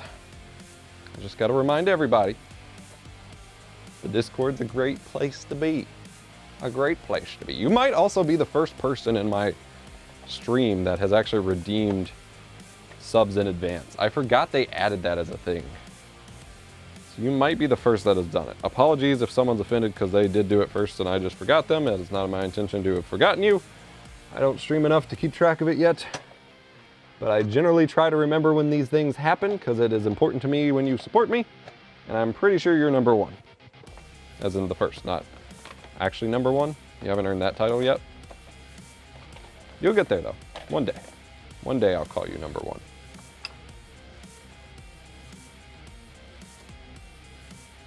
Like in a Patrick Stewart-y kind of way. Number one. Number one.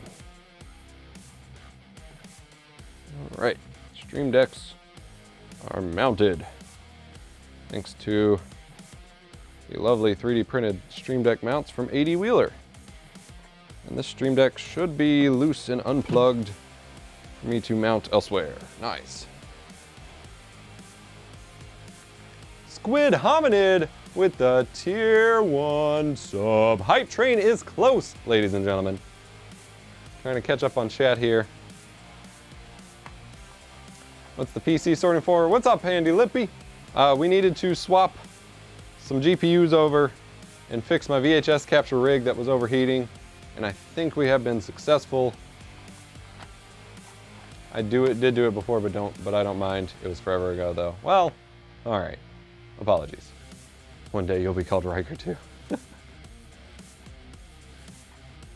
All right. So I think we have been successful here.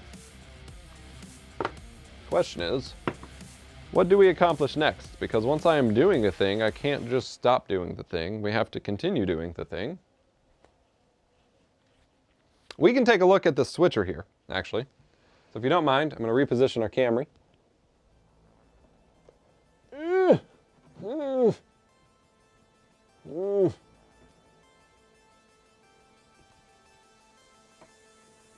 Was the keyboard that was causing the feedback RGB or backlit? Yes, it's specifically the RGB lights that are doing it. So I have this Extron video matrix switch that I want to maybe potentially integrate into my VHS capture setup, because constantly swapping all the composite video cables to route things through the different VCRs and my video synthesizers and stuff is a nightmare. And this glorious thing has 64 inputs and 64 outputs. Oh, and those clicky switches are, well, that one's not very clicky. There we go. They're so satisfying.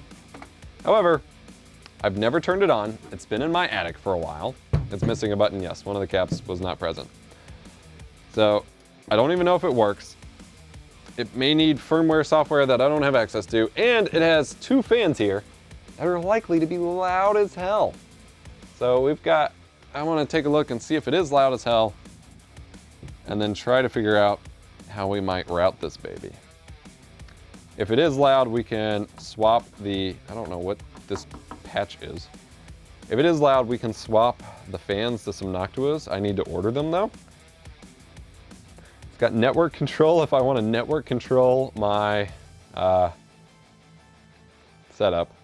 Is it SDI? So it is composite video. It's just through BNC connectors. So like I have adapters over here in the retro setup. The same thing that I use on like my BVM for RGB and things like that. And theoretically you could run component or RGB or S-video through it because you could just route the different outputs to go at the same time and place. So like separate chroma and luma and all that. Or just run the separate RGB YPBPRs. But you just set that on there. Oh, that's a Terminator. That's not a RCA adapter. Don't need a 75 ohm Terminator on there. That's for my PVM. Or BVM. These bad boys. Prepare for some tripping breakers. I really hope not.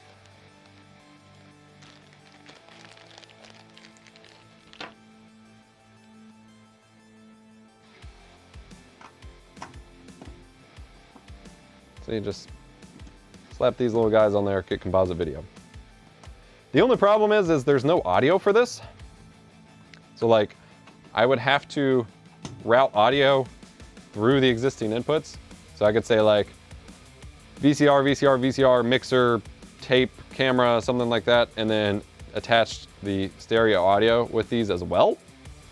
And then have to just dedicated route the thing. But I don't know how exactly you map the inputs and outputs without the software. So getting a hold of the firmware, I'm told, can be tricky. Hopefully I can get some help in that. My concern is these fans being super loud. So I'm gonna see if we have anywhere we can plug this up real quick and get a gauge for the sound. I'm actually gonna take, what does this power lead go to? Can this reach? All right, I have a power lead. We're gonna see what happens when I plug this in. Oh, it clicked.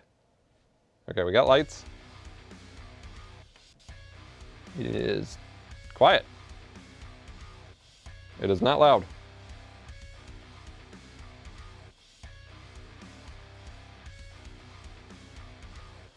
As someone who grew up with a non-Sony CRT, I appreciate that people like PVMs, but the aperture grill style of CRT doesn't do it for my style. No, I am a shadow mask guy myself. I have a big BVM just because it was the opportunity of a lifetime and I wanted it. Oh, you can actually choose audio or video on the front. I didn't even see that. So, we're not getting any, holy shit. Okay, we're gonna play, but yeah, like I did not grow up with any fancy or Sony CRTs either. So shadow mask is generally my preference. I did not, like thick, juicy scan lines is not something I saw as a kid. I don't understand how people have nostalgia for that when theoretically no one as a kid was seeing thick, juicy scan lines. I guess if you were rich, maybe the fancy Sony's did, but nothing I ever had access to. All right, so if we choose video and say signal 1, for example, you can see here, input 1 is routing to output. Oh, you can barely see that because of the light, but it lights up to indicate that signal 1 is running to 4, 5, 6, and 7. And I can say input 2, it's not routed to anything, so I can start selecting them. And then hit enter. And then select 2, it runs to, oh! So I can just reroute this on the, as I go. So I can say, all right, input 1, I just want to run to output 1. Enter. Input 1, turn off output 4, enter. So now input 1 runs to 2. Output 2 runs to 2, and not those, enter. Output 3. Yo! Sick. Mestra Zima rating with a party of 9 as I'm nerding out about a composite video matrix like a nerd. Thank you for the raid. What up? Thank you for stopping by. We're doing lots of weird stuff around the studio here. This thing easily costs like 10 grand back in the 90s or early 2000s. Let's see what the data is on it. This thing cost me absolutely nothing, came from a government surplus sale forever ago. Do we have a date on it? I don't know that we do. But I mean, this is the stuff you would put in schools or churches or big businesses and cost a ton of money, and you probably had a technician come out and set it up for you. Oh, there's schematics on the top and the bottom. I do not see a date on it, however. Tokyo. I got places. Yeah, I don't see a year. That's unfortunate. I'd love to know what year this was made. That's okay. But yeah, it's super quiet right now, so hopefully... Hi, I come from Master Zima. Thank you for stopping by. Hello from Brazil. Hello! Thank you for the raid. Here, I'll come, like, show my face like a real person. Not a fake person. Hello! Thank you for the raid. Super much appreciated. I hope you all are having a great Thursday or Friday or whatever day you are currently celebrating. It is Friday here in at least 2 of the time zones in the States, so probably for at least a chunk of Brazil too as well. Thank you for stopping by. We've just been doing stuff around the studio, fixing PCs, checking out some gear. I'm not the only one with insomnia. Yeah. I love that emote. Thank you for stopping by. I feel like I wanted to... Okay, so I've been talking about the studio revamps I want to do. I have something to show you. I don't know if this will work. Will this scene work? There we go. Yeah, it will. Oh, that scene is not cropped correctly. We can fix that, though.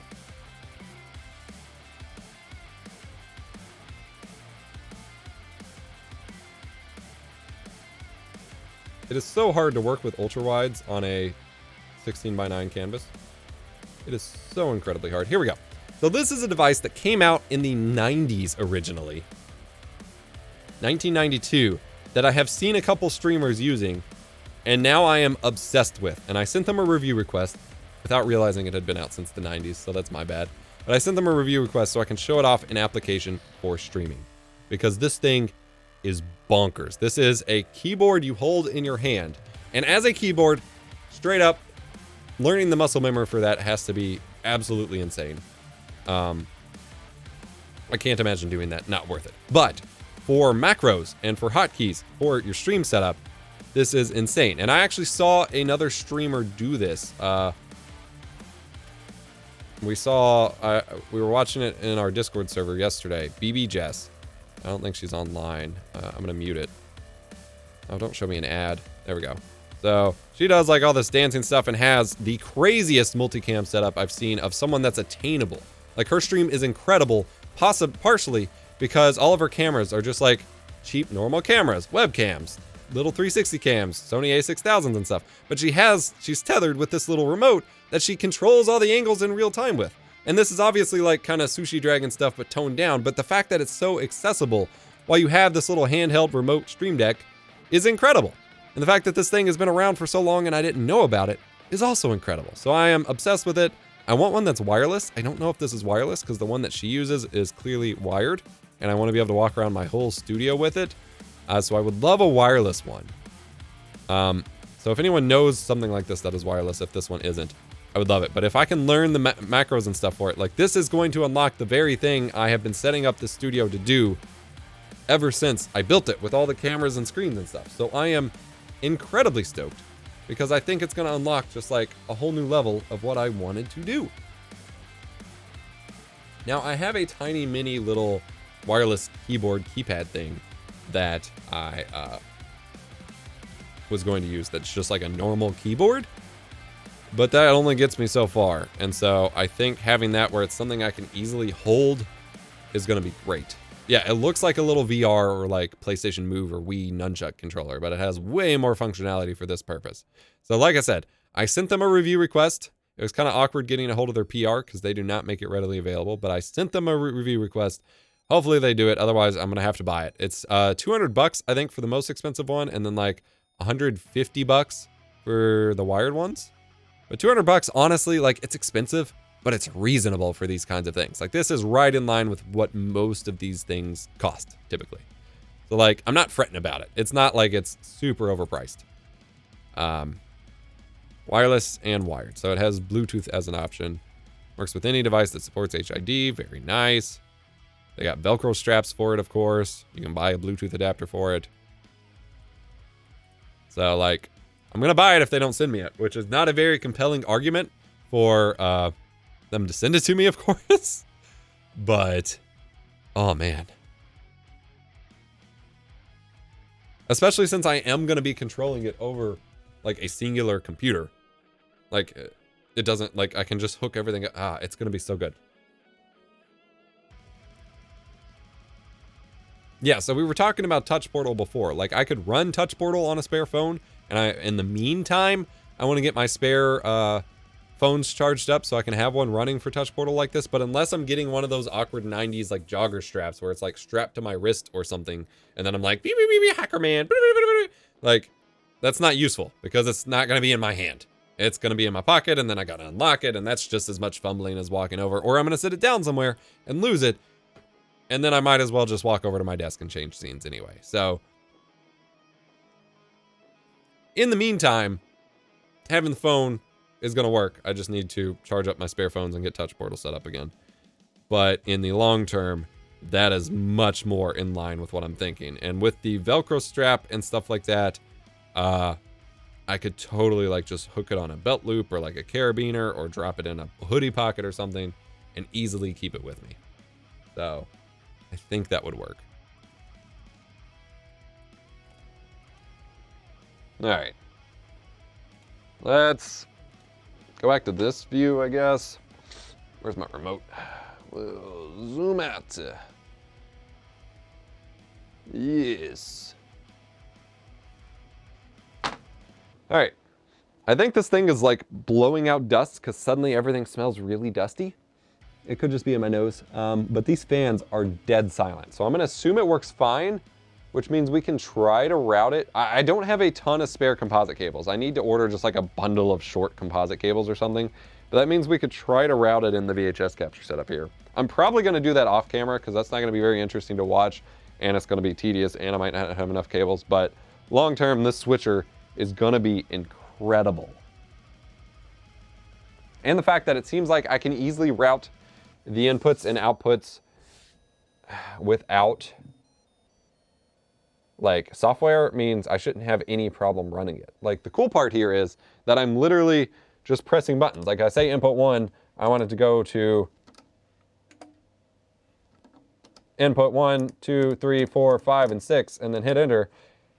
I don't even have to switch inputs because it's what they're always routing to. So then anything coming in input 1 is gonna go to those outputs. And I can change it on the fly on the front of it.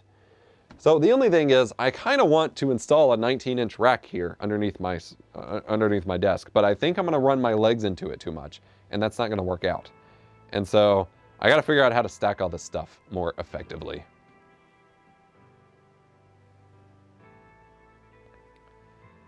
Tactile feedback. Wacom Express key remote. Let's look at that.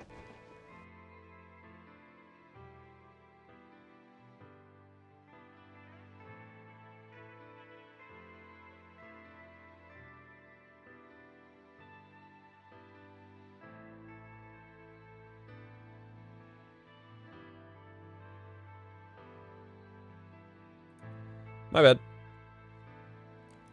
So it's wireless. Does it require a tablet? Yeah, compatible. It's only compatible with the tablets though. That's the problem.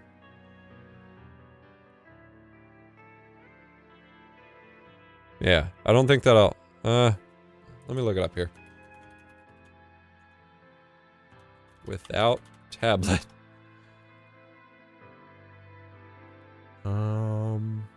Of course, no one's gonna cover it. Hi, this is Theo from Pocketblock Stuff. Hello. Alright. Are they covering it? Yeah, it's specifically for the tablet. Although I don't think that's a Wacom tablet, is it? XP pin? That looks like a generic. Although he's saying, I don't think that's a Wacom tablet. Oh, XP pin has their own little controller. That's going to be a lot harder to hold in your hand, though.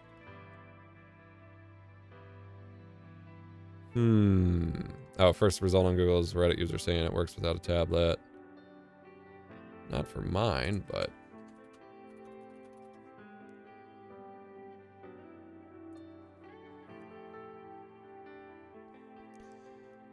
Separate device can be configured there. All right, so let's go back and look at the software then. Can I just map macros to it? Oh yeah, he's just plugging it into stuff here. What's up, Gandhi Live? Okay, here we go. Here we go. How did he switch to Mac? He was... All right, whatever. Anyway. You can assign clicks. You can assign keystrokes, modifiers, on-screen controls. Perfect. Captain Jimothy rating with a party of 5. Thank you so much. Thank you for stopping by the stream. We are looking at options to wirelessly control your stream without just strapping a phone or keyboard to your arm. Thank you for the raid. Hope you're having a wonderful Thursday night / Friday morning night. Much appreciated. All right, so you can get the on-screen keys. You can assign specific clicks. I'm curious what the dial thing can be used for in the software. The touch ring. Oh, it's like an iPod. So the gadget we're looking at in the video is the Wacom Express Key Remote, which is built for Wacom tablets, but apparently you can use it with anything. I'm looking at it as an alternative to the Twiddler 3, which is like a little VR remote with a keyboard on it, which seems pretty cool.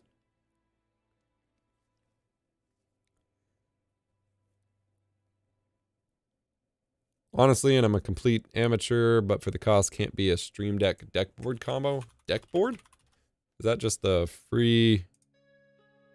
Yeah. Yeah, but again, I have to keep I mean, I would probably rather use Touch Portal than this, just based on first impressions. But like, I would still need a phone or tablet with me. Whereas this is, I'm supposed to just have something super small in my pocket and things like that.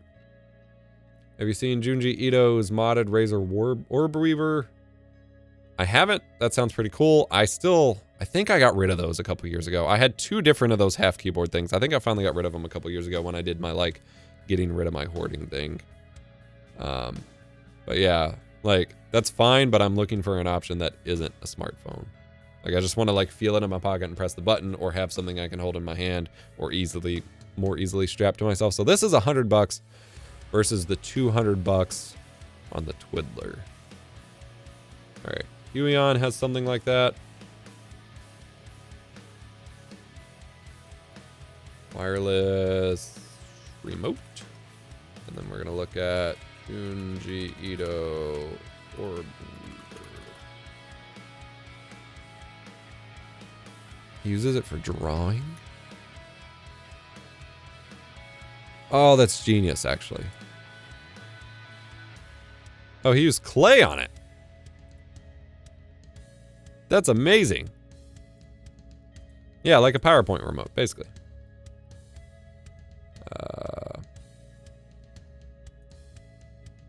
I feel bad that I don't know who this person is, because they seem really like a famous artist. I thought this was going to be a streamer.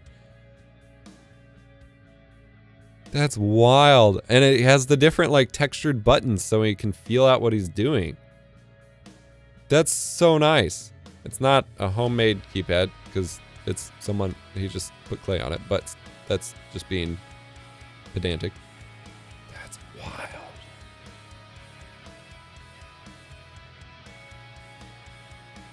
I love it. Super smart. Famous horror manga artist. Oh. That's pretty sick. I'm a huge fan. Okay. All right. Huion Mini Key. This one's a little too keypad-y. Like, at that point, that's basically just a keypad. So not quite as ideal. It is, again, half the price of the last option. We got Exence Labs. So we have a few options for these things other than the Twiddler. I think the Twiddler is best if I'm going to be walking around and showing stuff and I can keep it in my hand. The Express Key is probably going to be better when I want something just in my pocket and not constantly in my hand. Because, like, picking up the Twiddler and then having to reorient myself with it and stuff is going to be... This is kind of neat, but seems really limited. Like, I don't need an OLED display. Although the OLED display could be handy. I say that. I take that back. All right, so you got a dial, a button, and then, like, 8 keys. Oh, this isn't wireless. Oh, it is wireless. It looked like it had the, like, monogram connector. Let's look this up. Find a review. What's the Twiddler? It's this thing. It looks like a VR controller, but it has a keyboard on it. You can also use it for macros for streams, and it's like the best option for just having it in your hand. Here we go.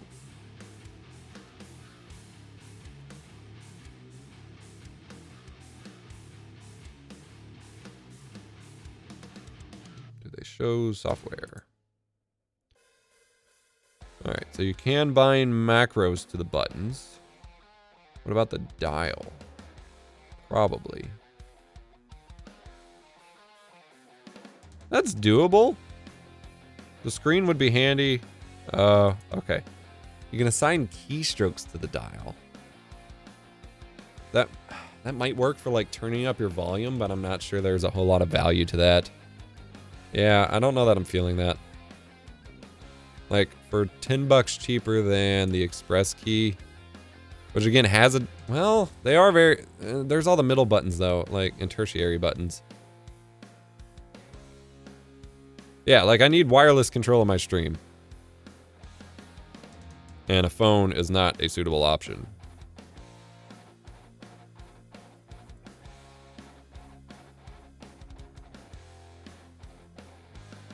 Yeah, that's just a keypad. That's not worth it. Okay. So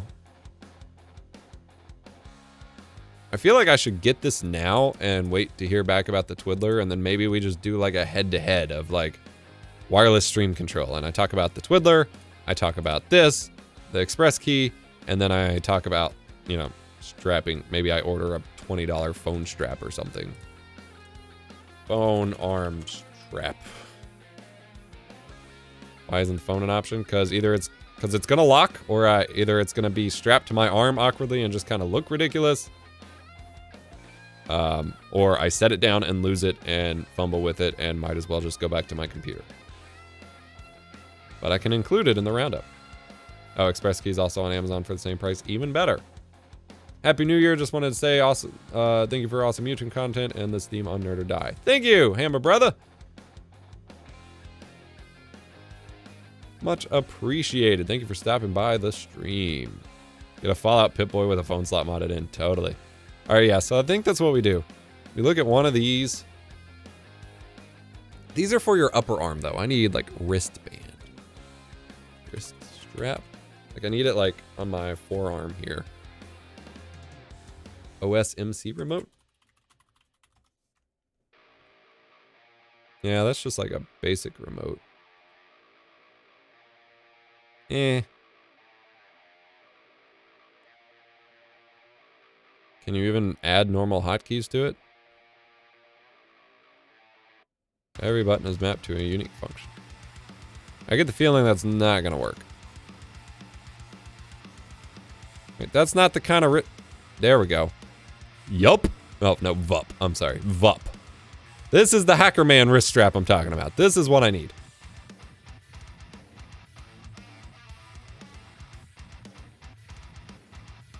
Yeah, this is the Hacker Man look that we could try out.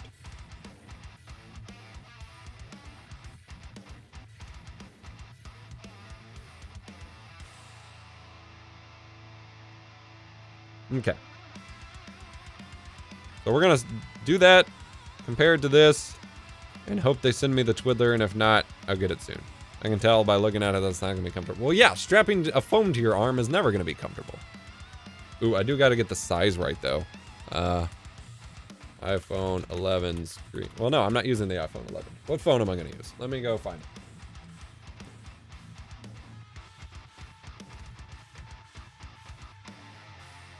Pixel 4 might have some battery life left in it. All my Android phones have like no battery life also, so. Pixel 4. Oh, well. That's the problem with all my Android phones, is the battery life just goes away instantly. Alright, so that's under 6. Alright. So that would work. Oh my god, it looks so ridiculous. It looks like the grappling hook from Halo. Or not the grappling hook, the repulsor. Oh, it's so bad. It looks so... What is that? It looks so dumb. I feel like if I'm gonna commit to that, I need a second one and just have a face cam on it streaming the whole time and switch to it and just be like, oh. Alright, we're gonna include it though. So yeah, this will be the roundup. we've got a $14 wrist strap, $100 express key remote, $200 Twiddler 3. So we're covering like all the categories here. I don't know what, I'm sure whatever Sushi Dragon is using at this point is like $1,000. So who knows what he's using now. But we got like all the price tiers covered. And then I have a little wireless keypad from QNAP that I can plug into. But that one's gonna be harder, because then I have to actually hit, like on a tiny keyboard, precisely hit control whatever or whatever. Whereas this, I just hit singular buttons. So immediately the little wireless keypad's gonna get knocked out as like, you can use it, but why? One phone on each arm, one on a face cam, and one for Dutch Portal. Yeah, exactly, that's what I'm thinking. Like, if I'm gonna commit to this ridiculous look, I might as well have Hacker Man and then pretend I'm on a Zoom call with you. Like, get a fake Zoom call set up or something. Like, ugh. I don't want to do that long term. It's probably very painful, but yeah.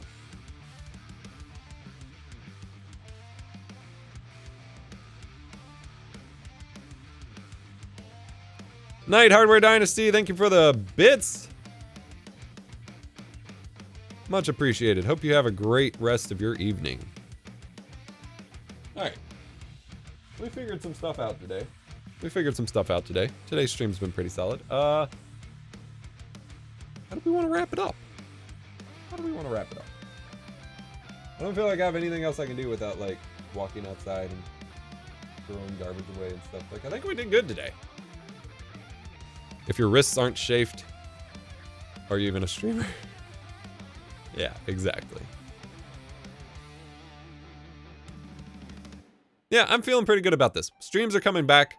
I have like a whole formal show we have planned. We have like 25 grand worth of NDI gear coming in soon that we're going to revamp the whole broadcast workflow. That's why we rebuilt that computer. That's why we're looking into these wireless control options. I'm feeling pretty good about it. So let's find someone to raid real quick. We got 62 viewers. Holy crap. What are y'all doing in my stream? I super appreciate you.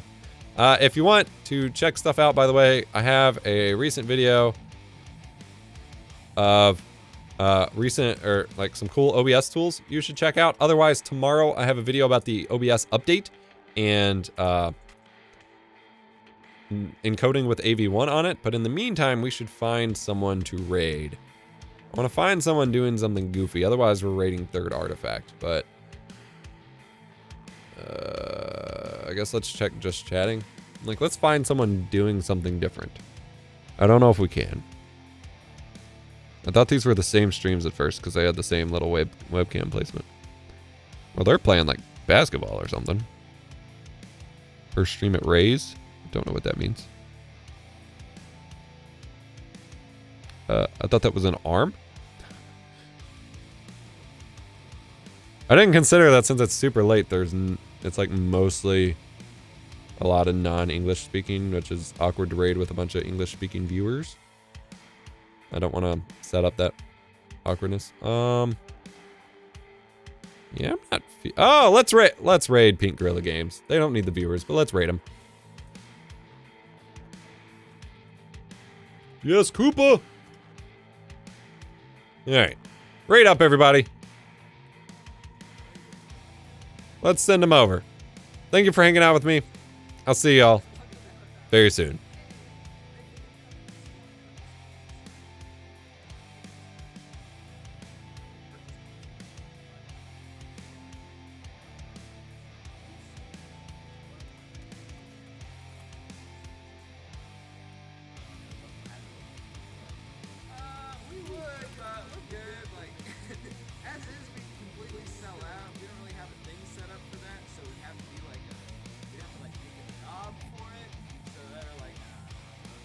EposVox, yo! Thank you for the raid. Welcome into the store. Welcome into the stream. My name is Kobe James Spencer. I own the store Pink Gorilla Games in Seattle, Washington. Can I show you around really quick before you run, Raiders? This is an actual